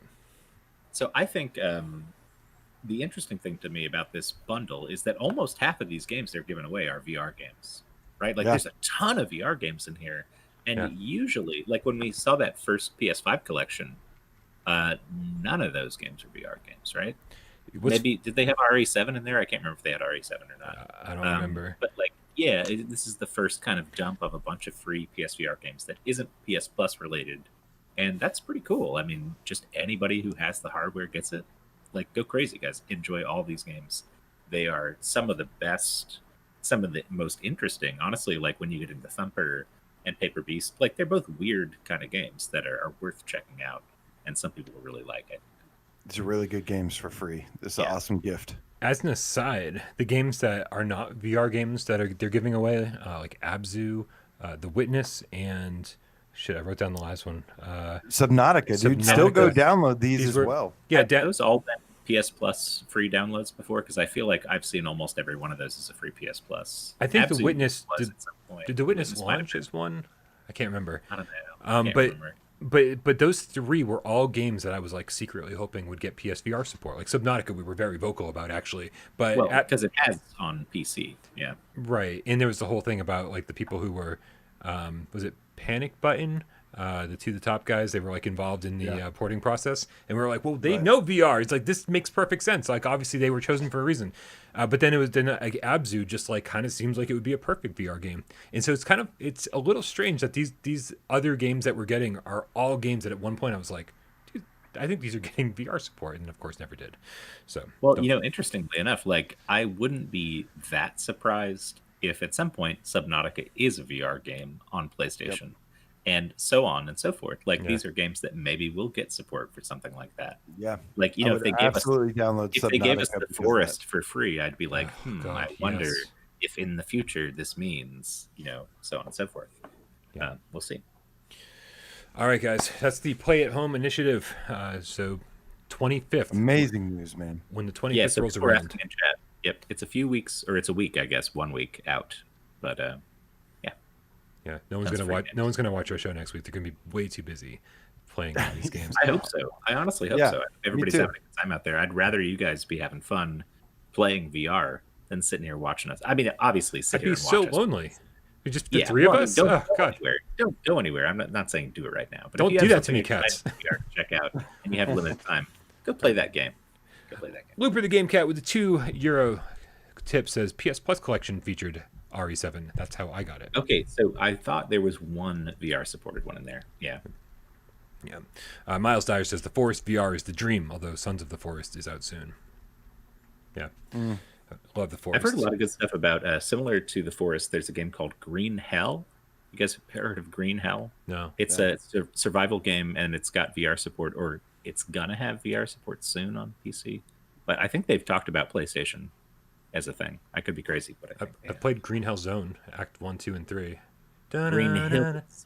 Green Hell Zone. Is it not Green Hell Zone? Well, that's what I call it when I lose. But Richard Baki with the Australian $5 says, unfounded theory, the Play at Home games will be backwards compatible with PSVR 2. Sort of what we were saying with a possible Plus collection, but that would be interesting. It would be really interesting that these games a year out would be the ones as part of that collection. But I mean, anything is totally possible. Thomas the GameCat Hanks has the most unique suggestion for PSVR 2 support. He says Starblood Arena 2 with banana controller support, please. Yes, dude. I've got a feeling we haven't seen the end of Starblood Arena. I don't think so either. Yeah. I've got a feeling. Or no, I think White Moon Dreams we haven't seen. Certainly the not. I Certainly think not. Starflight Arena we may have seen the end of, but like White Moon Dreams we will see something from. Again. Yeah, I definitely feel that too. White Moon Dreams is awesome. If you guys haven't watched my Secret Heroes of PlayStation VR video yet, make sure you just search for that and go check it out. It was a fun little thing to do. White Moon Dreams is awesome, and they've done way more stuff for PSVR than you could possibly imagine. Those guys are phenomenal. Mm-hmm. What's next on the news report, AJ? All right. So moving on, we recently got a teaser from the Alvo devs. They posted on Reddit saying basically that they will be revealing a release date, I believe, very soon. Mm-hmm. So yeah, they're going to be announcing their official release date for everybody who's been waiting to hear this news. You're not going to have to wait very much longer, it seems. So we'll see. But like we said, we've been keeping up with the beta for the most part and loving what we're seeing. So everybody, dust off your aim controllers. I'm sure they'll already be dusted off for Doom. But, yeah, good point. But that's good. You'll need the warm up for hearing about Alvo next. I can't believe we're so close to Doom. Totally different conversation. Yeah. J-Man has a very pertinent nipple-oriented question. $2 donation. He says, how can I prepare my nips for the headset reveal? I'm not sure. Maybe some salve, maybe a cream. Maybe put a Band-Aid over each one just so you don't get... Vaseline. Next. There we go. Next. Right. No, dude. Yeah. So sorry, I have not been keeping up with the Alvo beta. I apologize. And so I don't have updated impressions. It's time for me to jump back in, check out. I don't know if the new map is available, but that's what they've been kind of like showing off a little bit. I am super excited to see what's changed since the last time I jumped in. So sorry, I haven't been a very good podcaster. I will get on that soon. Oh goodness, we've got a follow-up tip. This is directed at Jay. David Moore, $4.99 says, for goodness sake, for goddess' sake. Ooh, even better. Goddess's sake. Jay, put those damn things away. I agree, David Moore. He's talking about his nipples. I agree. Yeah, we don't need them. Okay. All right, so we'll be hearing from Alvo soon. Yeah, excited for that. We also got a new game announced, you guys, part of the Indies showcase, similar to what they did with the PSVR, the day of celebrating PSVR, gave us a bunch of games that were announced. They did a day of Indies, and one of those happened to be a PSVR game, to my surprise. And it is none other than a puzzle game. But it's not just any puzzle game. It's not just any puzzle game. Everybody it's a drink. 3D jigsaw puzzle game called Puzzling Places. And Bryan, hey. I believe you have some footage that we recorded from our good fellow Gilman. Recorded some gameplay footage in the chat. Get a load of this and tell us a little bit about it. Am I supposed to tell you about it? Should we have Gilman on as a special guest to tell you about it? Get in here, Gil. I watched him play the whole thing. I haven't tried it myself yet. I said I was going to. Also, in the process of pouring this, I don't know if you can tell, but I somehow spilled this on myself. Something happened. Yeah, I knocked it over, and then I tried to pick it up, and, this happens when you're not paying too much attention. But anyways, yeah, no, so Puzzling Places is basically, you've seen those 3D puzzles before, where you kind of build a sculpture or a statue or a famous building or some kind of like place that exists in the world, something like that. You take the 3D pieces and you put them together, and it becomes not just a flat puzzle, but it's a 3D puzzle. That is what it is, essentially. But it looks really good from what I've seen. The actual pieces themselves have little bits of 3D modeling on the inside, so it's not like a flat piece of puzzle. You flip it over, and there's like... So we watched Gilman build a boat, which is what you guys are watching right now, and you can see that some parts of the hull of the boat, if you flip over the piece, there's actually like depth and other little details going on there. That you wouldn't really see in a normal puzzle game. So it looks pretty cool. It is free right now on Quest, which is weird that I assume they'll charge. Is it? Yeah, so it's in beta right now, right? I think price is going to be a big thing, when this drops. That's the problem. I can't really see this selling for more than like $5. Like I hate could saying say, them. Well, if they have enough puzzles, I would say $10, just because of the quality of what they've done. Yeah. Like this company started out doing 3D photorealistic like captures and stuff, 3D rendering of places and things. And so they've got a pretty good like built-in, they're not using Google Maps, they're not using anything like that. They built this stuff from the ground up, and it looks pretty good from what I've seen. So should be fun. Yeah, if you're into that sort of thing. Over on the PlayStation blog, they say Puzzling Places will have a whole bunch of puzzles to finish, with a lot more content coming after release. That'll be interesting to see if it's free DLC, or if just they're going to constantly update the game for free, or if it's going to be paid DLC packs. Every puzzle will also have multiple difficulty variants, so you have the choice if you want to just jump in for a quick 50-piece puzzle session, or want to do a deep dive into the puzzle flow, challenge yourself with hundreds of pieces that could take a few days to finish. Puzzling Pieces is a truly spectacular project for us, combining the entire team's passion and skill sets. It's not only a super fun and relaxing experience, it has also opened up a unique new way for players to explore amazing 3D scans made by creators from all around the world. I'll be honest with you, Brian. Hey. Not the biggest fan of puzzle games, but I like this concept a lot. I like the concept. I think it's pretty cool. If it's like a $5 game or so, I think it'd be fine. But yeah, man. Appreciate Gilman for hooking us up with this footage. It was kind of cool to watch.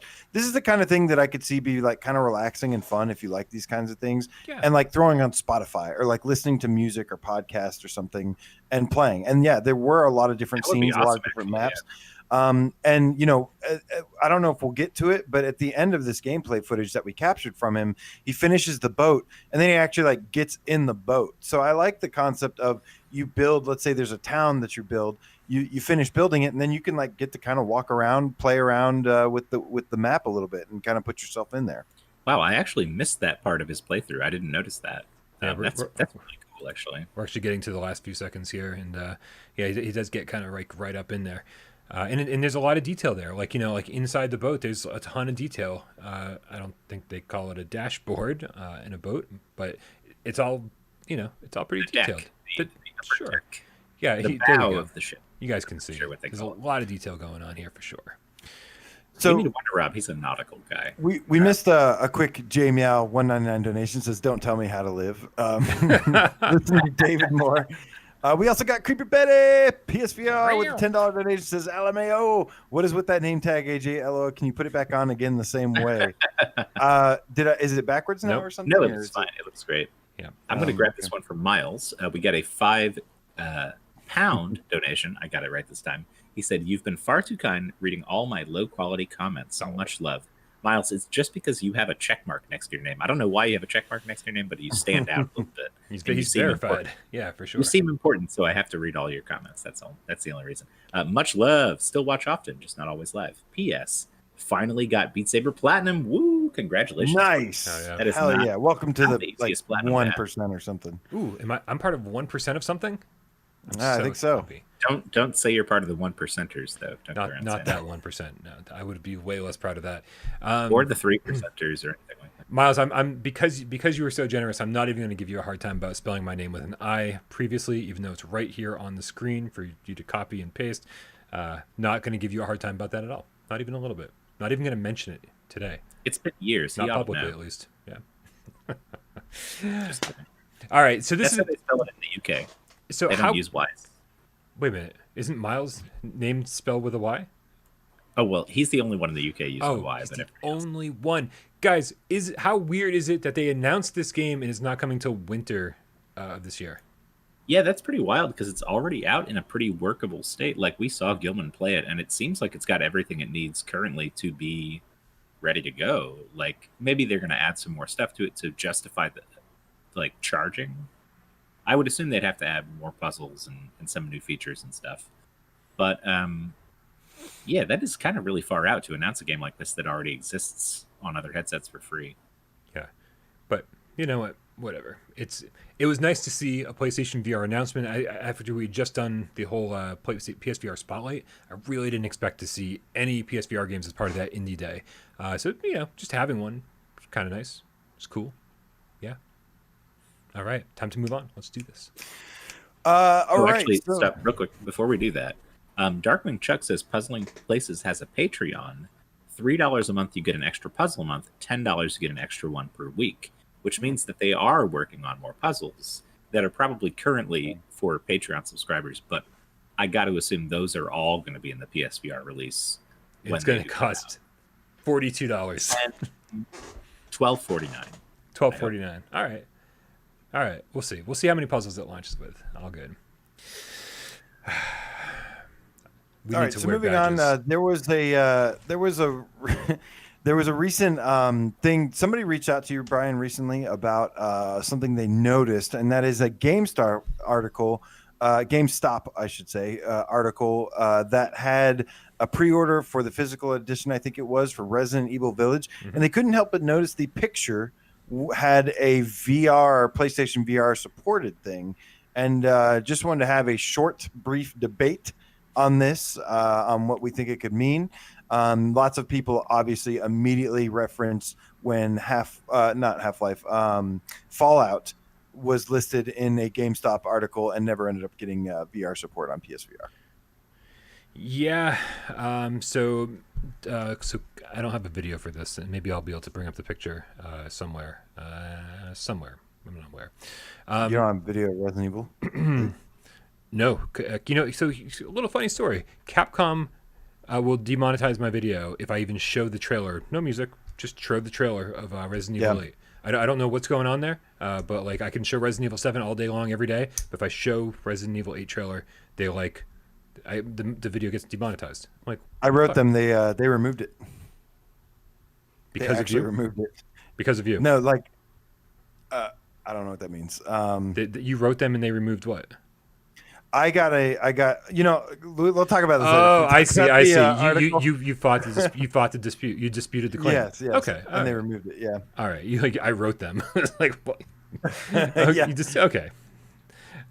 Here, I've actually got the image up here. It's a huge image. This thing is like fucking the biggest thing ever. I have to shrink it down. AJ, what happened to your name tag? AJ's as soon as I went to put on a name tag myself, you got rid of yours. It's not cool. All right, here I'm just gonna make it take up the entire screen. It's gonna be sideways, but that's okay. This commenter Matt Too Much was at GameStop. He was pre-ordering something or buying something, and he was like, "Dude, this printout was there, and look what it says."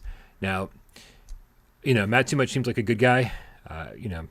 Don't have a reason not to trust him, but we've got plenty of reasons not to trust GameStop.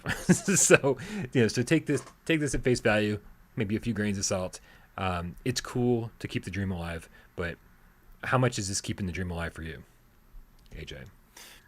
This doesn't mean anything to me. I mean, I think it's gonna if it's either gonna happen or it's not gonna happen. I personally think that they spent so much time getting the PS4 version working, so obviously the PSVR version would be more demanding. If it's a PSVR 1 thing, they're going to have to strip down. I think they'd have to strip down quite a bit on the game. And we've seen with games like Scrape Your First Strike that is a lengthy process. That can take up to 6 months. So I'm sure if they could have, they would have. But ideally, it'd be both a PSVR 1 and a PSVR 2 remaster. I think that would be the best situation here because a year after launch of getting PSVR 2 support, it's just a long gap. It's just kind of weird. Not saying that it couldn't happen because it most definitely could. But it is a weird gap to have. Some of the excitement will be died down a little bit. But still. I don't think this is any indication. I do think it's different than the Fallout situation a little bit. But I still think it's only different in that, I don't know, man, people make mistakes all the time. So this is probably somebody just doing the ad together, grabbing the thing and then making a mistake, seeing that version of it. But who knows? Right. So did people on Reddit after this was Photoshop too? I mean, right. That could be so fake so easily. I don't think there was any intentional stuff here. I just think it's, I think if it was going to have PSVR support confirmed already, it would be listed on the PlayStation Store as well. Well, and not to be like a downer about it or anything, but there have been games that popped up even on legitimate marketplaces like Amazon that had VR support. Like I remember Nex Machina from Housemarque showed up as a VR listed game on Amazon that you could pre-order, but obviously that didn't come to fruition. So sometimes stuff like this just happens. Like, I don't want to say that it doesn't mean that there will be a VR version. Like, obviously, I hope there will be a VR version. But I don't know if it means anything either way, really. Yeah, people on Reddit were pretty quick to point out, hey, there was this person who, made this fan art, like a mock-up of Resident Evil Village, and added the banner and stuff. And it seems like whatever GameStop employee was like in charge of making these pamphlets, they just went online, typed in Resident Evil 7, didn't use any of their own archive stuff, and they just grabbed this thing that happened to be fan art instead of an actual legit box art.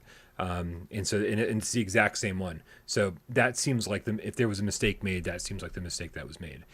However, we have 2 reasons to believe that all hope is not lost. Isn't that correct? AJ. What? AJ. Isn't that correct, AJ? 2 reasons to believe that. Okay. I could have sworn he prepped you for this because I don't know what he's talking about. I still think it's going to get VR one way or another, but I don't know which 2 reasons you're talking about. Okay, so basically, every single time Resident Evil Village comes up and they don't talk about PSVR 1 support, is another day we go, maybe it's not happening. But there's still like kind of 2 more chances. This game comes out in less than 2 months, and in the next week, there are another 2 chances for them to reveal this. One of them is on this upcoming Sunday, on the Sony, is the PlayStation Japan YouTube channel. It is a games event called Play, and the 2 main developers that are going to be there are Square and Capcom.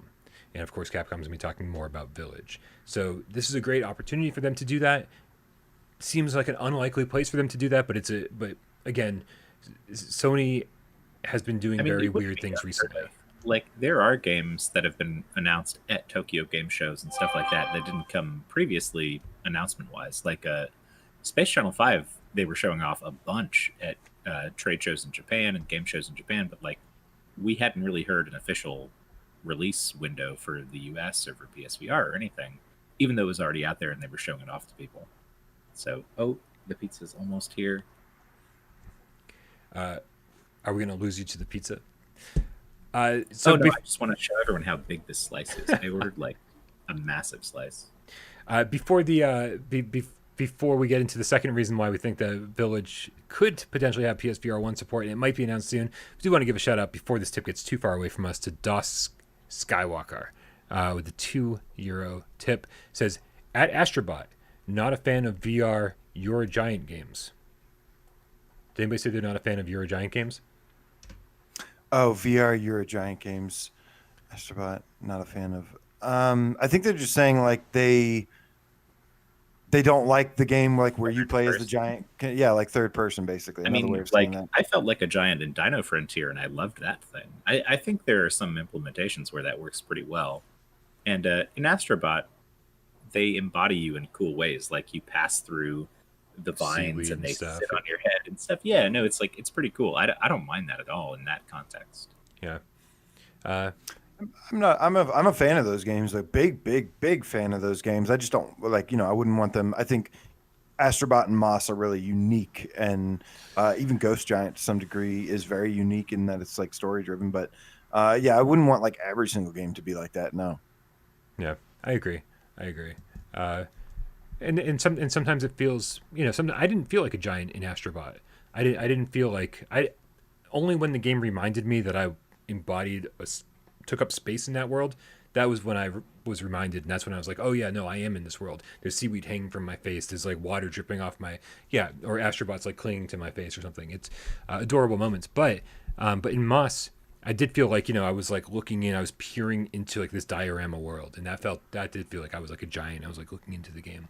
But different strokes for different folks. Hey, there we go. Mm-hmm. There we You're go. welcome. It's pizza time. I'll be right back. All right. I had to wear this name tag a lot today. Yeah. I'm sorry. So the other reason, you need the name tag. So, and so the other reason, of course, is I want to say March 25th is the Resident Evil anniversary, and they always do stuff on their anniversary. They're pretty good about that, and is it 25th anniversary? So it's a big one. Yeah. I mean, there's definitely a possibility. I've just, like I said, if this was a PS4 game, getting a PS5 version and stuff, that'd be one thing. But it's PS5 version being stripped down and stripped down and stripped down. So it's going to take a longer time. If they didn't even promise a PS4 version. So right. That made it in last second, which is why I'm not like super confident about a launch release of VR as well. Yeah. So it's here. Guys. Here we go. Here we go. Sorry, this is what we've been waiting for. Look how big this box is. That's the size of the slice. No. Yes, I'll show you. The slice is as big as that box. This is ludicrous. Ludicrous plus even. What? That's a whole pizza, Dave. Hey. That's why it costs like $8 to get one slice. Pizza. But actually, $8 for that is pretty good. And I got this beautiful sauce called Jason's Mom Sauce on the side. I love it. It's sweet and spicy. Delicious. You dip your pizza in it. And yeah, there you go, guys. This is a big-ass pizza. Lazy Moon, Orlando, Florida. Shout out. We're not sponsored by them, but look how fucking big that thing is. It'd be great if we were sponsored by like a super local place that like nobody that watches us lives anywhere near. That'd be great. Like all the restaurants you worked at. Like totally. Yeah. So we've man, this show like is definitely going way longer than anticipated. Do we want to jump to the sale games and make sure we have enough time to do that? Or yeah, we can do like an ultimate lightning round like we did last time. Yeah, we can save some of this for next week for sure. Well, but we have to talk about Beat Saber though, unless I missed that. Well, I was out. Did you get to play it? Did we not talk about Beat Saber yet? We haven't talked about Beat Saber yet. No, before any sales, Beat Saber comes first. Absolutely. Sales, if it goes too long, we'll do those next week. Because I think this sale lasts into next week, right? Until the 1st, right? Yeah, so we'll be good next week to do the sale. All right. So I would say let's do Beat Saber first. Because I'm sure we all have opinions on this. We all played it. AJ, I watched you first way before I played it. And I don't know. What do you think? What was your first impression? So this was OST 4. That was a free pack. Came with 4 songs, new background. They recently did some modifiers too that were free as well. There was a lot of build up about this being heavy, about it being metal, and yeah, not really the case.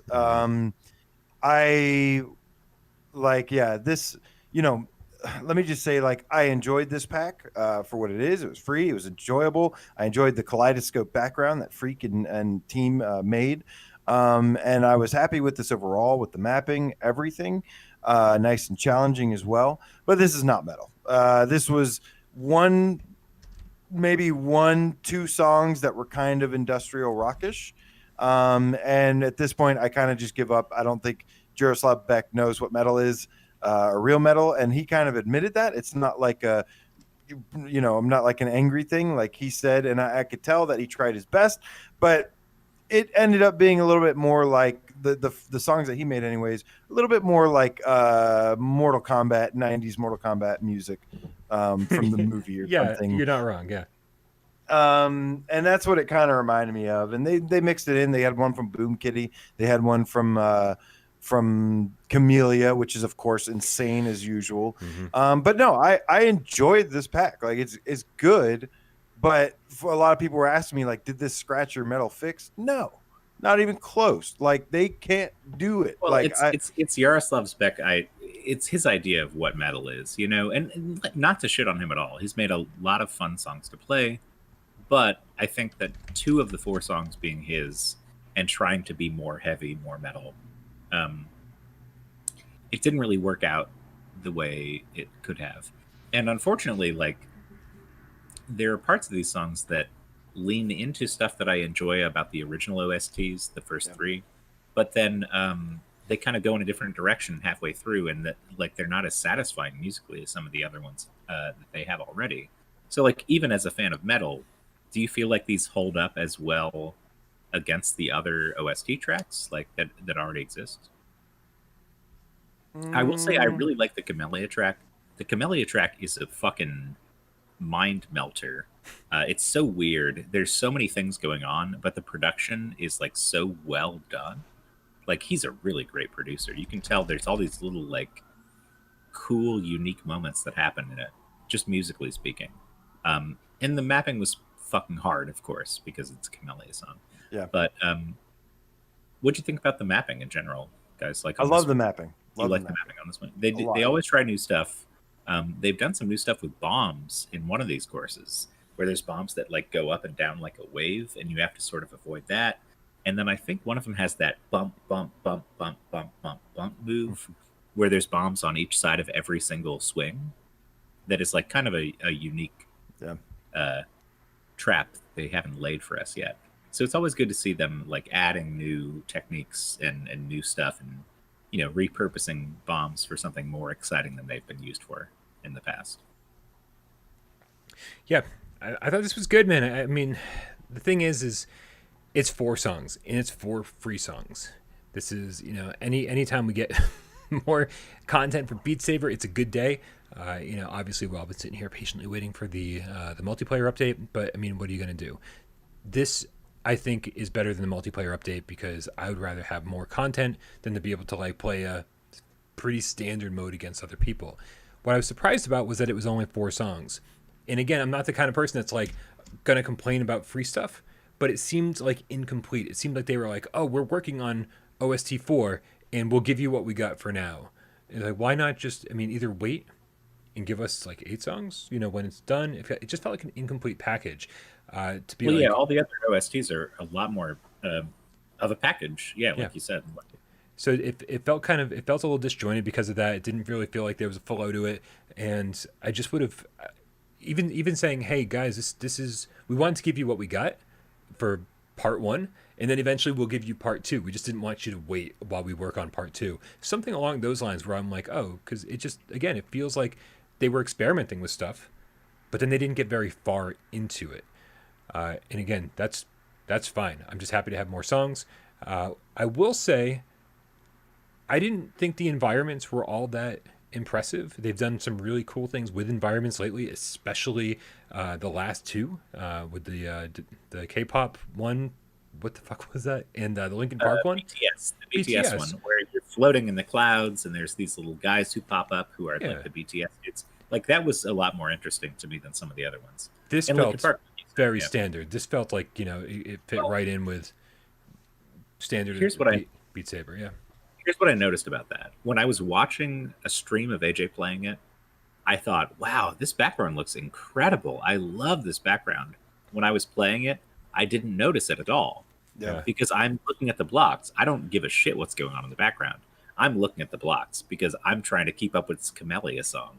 Like, that's actually a perfect way to put it. Exactly. Is that I actually think the background is actually really, really excellent, but I didn't actually notice it until like I was like doing like the Zen mode thing or whatever. So it doesn't work well while you're playing, while you're focused on the blocks, but it does, which is a shame because it does look really cool in general.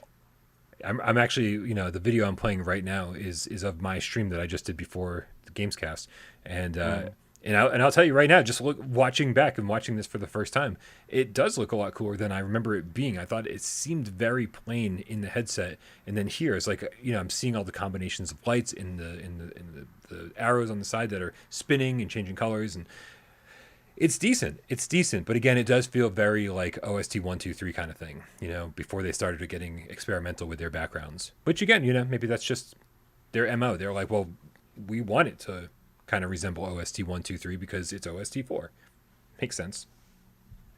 I was definitely a little surprised that they got this out before the multiplayer until it was like 4 songs. And then I was like, okay, that makes a little bit more sense. I was hoping so strongly that they would surprise release the multiplayer with this. Just be like, I wasn't hey guys, we also put in the multiplayer.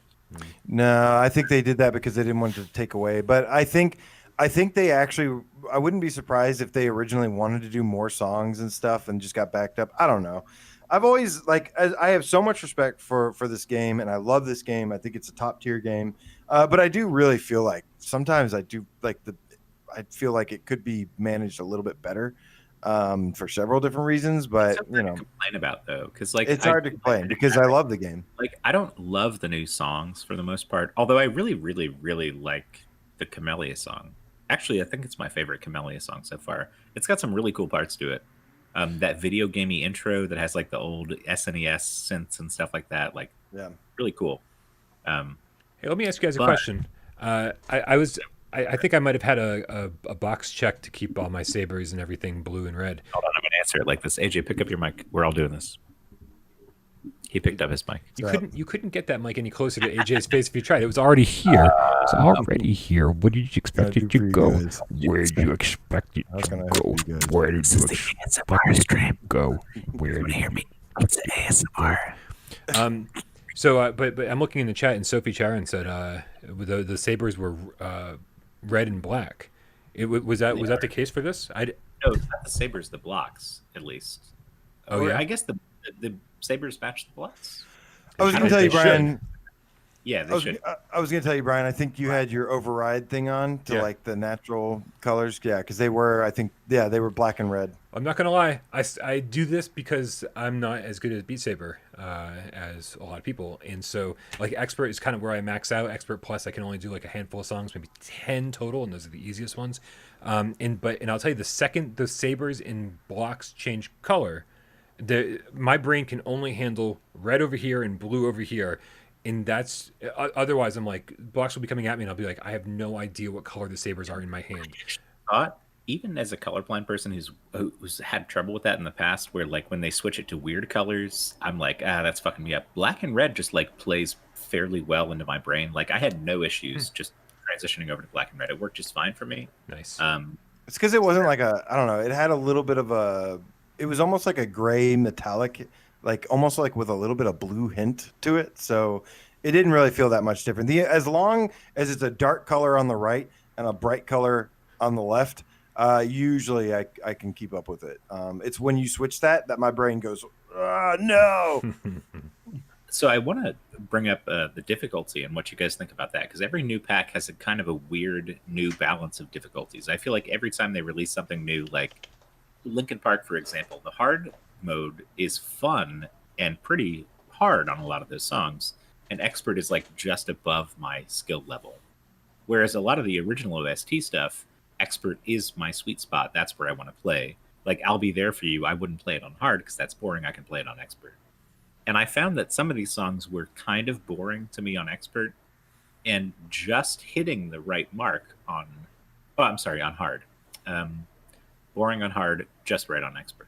Just what do you guys think about the difficulty on this one? For difficulty? I'll let AJ go first. I'll bring the mic in when I'm ready. Excellent, Bryan. I can't wait. I think the difficulty's fine. I think Expert is I like it personally. This is the sweet spot for me, is that Expert is always typically the most fun to play. And then Expert Plus is like this big, like usually should be a really tough challenge. And I've always thought that you shouldn't be able to clear. I shouldn't be able to clear, I should say, an Expert Plus map on the first try. I think that kind of defeats the purpose if that happens. So this is perfect for me. I can do really well, have fun on Expert, but then it presents a big challenge on Expert Plus. Perfect for me in terms of difficulty. This is what I like. This is pretty perfect for me too. Sorry, I've got a Tornado in one hand and the other one's got to hold the microphone. Hey, Tornado. This was perfect. I think I hadn't played Beat Saber in a while. I was out of breath during the stream. I like immediately after the first song, I was like, I was like, Jesus. Like I've been running the stairs in my building just to kind of like keep my cardio up. But this like exercise like the upper half of my body that I haven't really been working on. And holy crap, man, I haven't played Beat Saber in a while. So I was wicked out of practice. I was wicked out of breath. But still, with a little bit of practice, I was able to beat 3 of them on Expert. And then I think, did you guys watch my stream? Did I slow down Camellia to 80% and finished it on Expert? But that was like the best I was gonna do. It's pretty hard on hard though. Camellia is always hard enough on hard for me. Like Expert was good for the other ones, but Camellia is a whole different ballpark when it comes to difficulty. And so that's why this felt perfect to me. It was like okay, it took me a couple tries I think to beat each one on Expert, and I got like I didn't get a great score. I think it was like A. Maybe I got 1 S. I don't remember. But so that's but it's going to take a little bit of practice for me to get S ranks on them all and be able to beat any of them on Expert Plus. And the Camellia one, that's going to be I'm going to be on 80% for days. and then I'm slowly gonna have to ramp that up to 85, 90, 95. I mean, it's gonna take me 2 weeks to finish that song on expert. So it's gonna be. I don't think it needs to take. I don't think it needs to take a month or something or more than that to beat it. But yeah, definitely at least just like I said, just not on the first try. A little bit of practice at least. Now, guys, I think we've been a bit negligent in the tips here. I see a few tips that we should clean up before we continue talking. Have we gotten Scott Justico, Harry Fellow? Oh my God, we are so back. We are so behind, right? Yeah, so sorry, future Scott Justico. Yeah, it's all good. I guess past Scott Justico. Past and future. The ghost of Scott Justico past has tipped us $4.99 in pounds. Hi, gentlemen. So glad the petition Bryan sorted out 4.5 years ago for the new Move controllers is finally paid off. It's funny. I didn't read that until I started reading it. I was getting the joke as it happened. That is hilarious. Really funny. LOL. PSVR2 can't wait. They finally listened. You guys be ready. If there's another run at Subnautica and them trying to do that again, we tried Subnautica as well and failed. Petition. But we have a couple more people this time, so a couple more people interested in VR and PSVR, all above. So just be ready, cats. Next run at Subnautica, we gotta give them hell to try and bring it to us. Big time. Sure. We're gonna make a big petition with Subnautica, Alien Isolation, and BioShock. We need them all in VR, man. What the fuck are they? Next tip comes to us from Maxxnuel with $10, and this is a little bit of a somber one. He says, "Hi, cats. Thanks for everything you do. I lost my dad to COVID last month, and just having your guys' channel on brought me some comfort through these tough times. Can I share his GoFundMe? If not, it's okay." Dude, absolutely. Hit us up on Twitter. We can share it on Twitter. We actually lost a game cat in the community recently, and kind of in a similar way. Any way we can help out, let us know. We're a community here, so absolutely. And I'm sorry for your loss, man. That's very sorry for your loss, Max. If you want to just email me that link withoutparole@gmail.com right now, I'll throw it into the chat for everybody. We just generally don't let people give people access to that because it very quickly becomes spam. YouTube doesn't like letting people post links because they assume it's all porn or spam or something. Yeah. Right. Very, very sorry for your loss, Max. Definitely, I'll have Bryan forward me that email. Yes.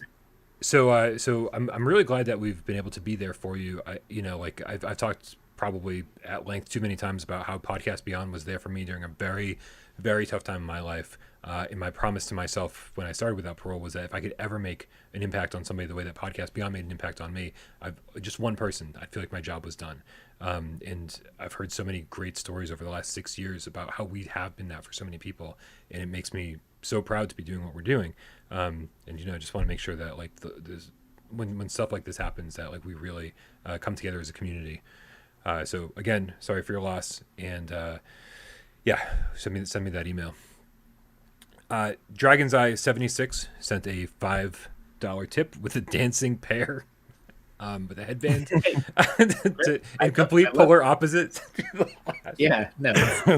Well, he comes in later and he says, "What's up? I'm so stoked for PSVR right now." Oh yeah, man, it is a great time, man. It is an awesome time for PSVR, for our community, for gaming. This has survived a lot, so yeah, absolutely. Before we kind of wrap this thing up, because I think we'll deal with the sales next week, right? Yeah. And also, I made a sale video. If you guys are curious about the sales, you want it rapid fire, I made a 7-minute video, takes care of all the sales. That's only 3 videos ago. Do you have your little temperature meter on the left again? Yeah, because I love that thing. People love the temperature meter. Thing. I do. As soon as I saw that, I was like, thumbs up. Absolutely. Everyone seems to love that for some reason. It's a cool idea. I think you did a good thing. So just for anyone who really enjoys this channel, that's been watching and keeping up, we have a lot of things happening. We've been getting developers on Viewer Takeover, and we're getting Game Cats on Why We Love episodes, and we've been just trying to kind of make things more interesting as time progresses. And man, I got to tell you that after filming this week's Why We Love episode, I started all the things that I wanted to do in the future, all the things that I wanted to do for Without Parole near the end of this year. Suddenly we're like, man, I need to do these things sooner. Like, I need to start making changes on this channel sooner. I need to start, like, all the big dreams I had. I was like, you know what? We don't have to wait. We can start making these changes. And so there's going to be actually a lot of changes happening over the next month or so. And we can't wait to share that with you. But this, I guess, isn't technically the right time to tell you about it. I just want to make sure we get all the details worked out and make sure everyone is in the right place for these announcements. That being said, not only is there channel news happening, but on the channel, we've got some special events coming up. It's going to be some, for all the PlayStation VR fans out there, we're going to be doing some special events coming up very, very soon. And hopefully you're going to see some of your favorite games during that event. Again, all shall be revealed soon, and we just really, really appreciate your support as we do this and move forward and make some changes. It's all for the best, I hope. I'm going to check my email real fast and make sure that Max didn't send me the link. Not yet. Can I say in a vague, general sort of way that you'll be seeing both more and less of us in different ways? Sure. Part of it. Yeah. That is absolutely a thing. It's really the most important thing to us is the community. The community has been what drives us to keep doing this, what keeps pushing us forward, and honestly, like, what makes the shows fun to do. And so essentially what we want to do is make sure the community is as a big a part of the show as possible and as frequently as possible. So if that's not a big enough hint, then stay tuned because we'll be revealing all not that long from now. All right, guys, I think we need to wrap this thing up so Dave can finish his giant pizza slice. Yep. and so I can practice some Beat Saber. You are muted, Dave, just in case you didn't know. He's like, I don't care. I don't Nothing care. useful. I didn't say anything useful. I was just telling you guys to get your own pizzas after this because you earned it. You guys all deserve it. I'm gonna get a pizza for Tornado. I don't deserve shit. So. All right, you guys. I think that's gonna do it, man. This was a fun episode of PSVR Gamescast Live. It was really awesome. Last minute donation. Donatello the Scientist Game Cat with a $5 tip says, super excited to watch the evolution of the channel. Absolutely. And if you like Donatello, whoa, stay tuned.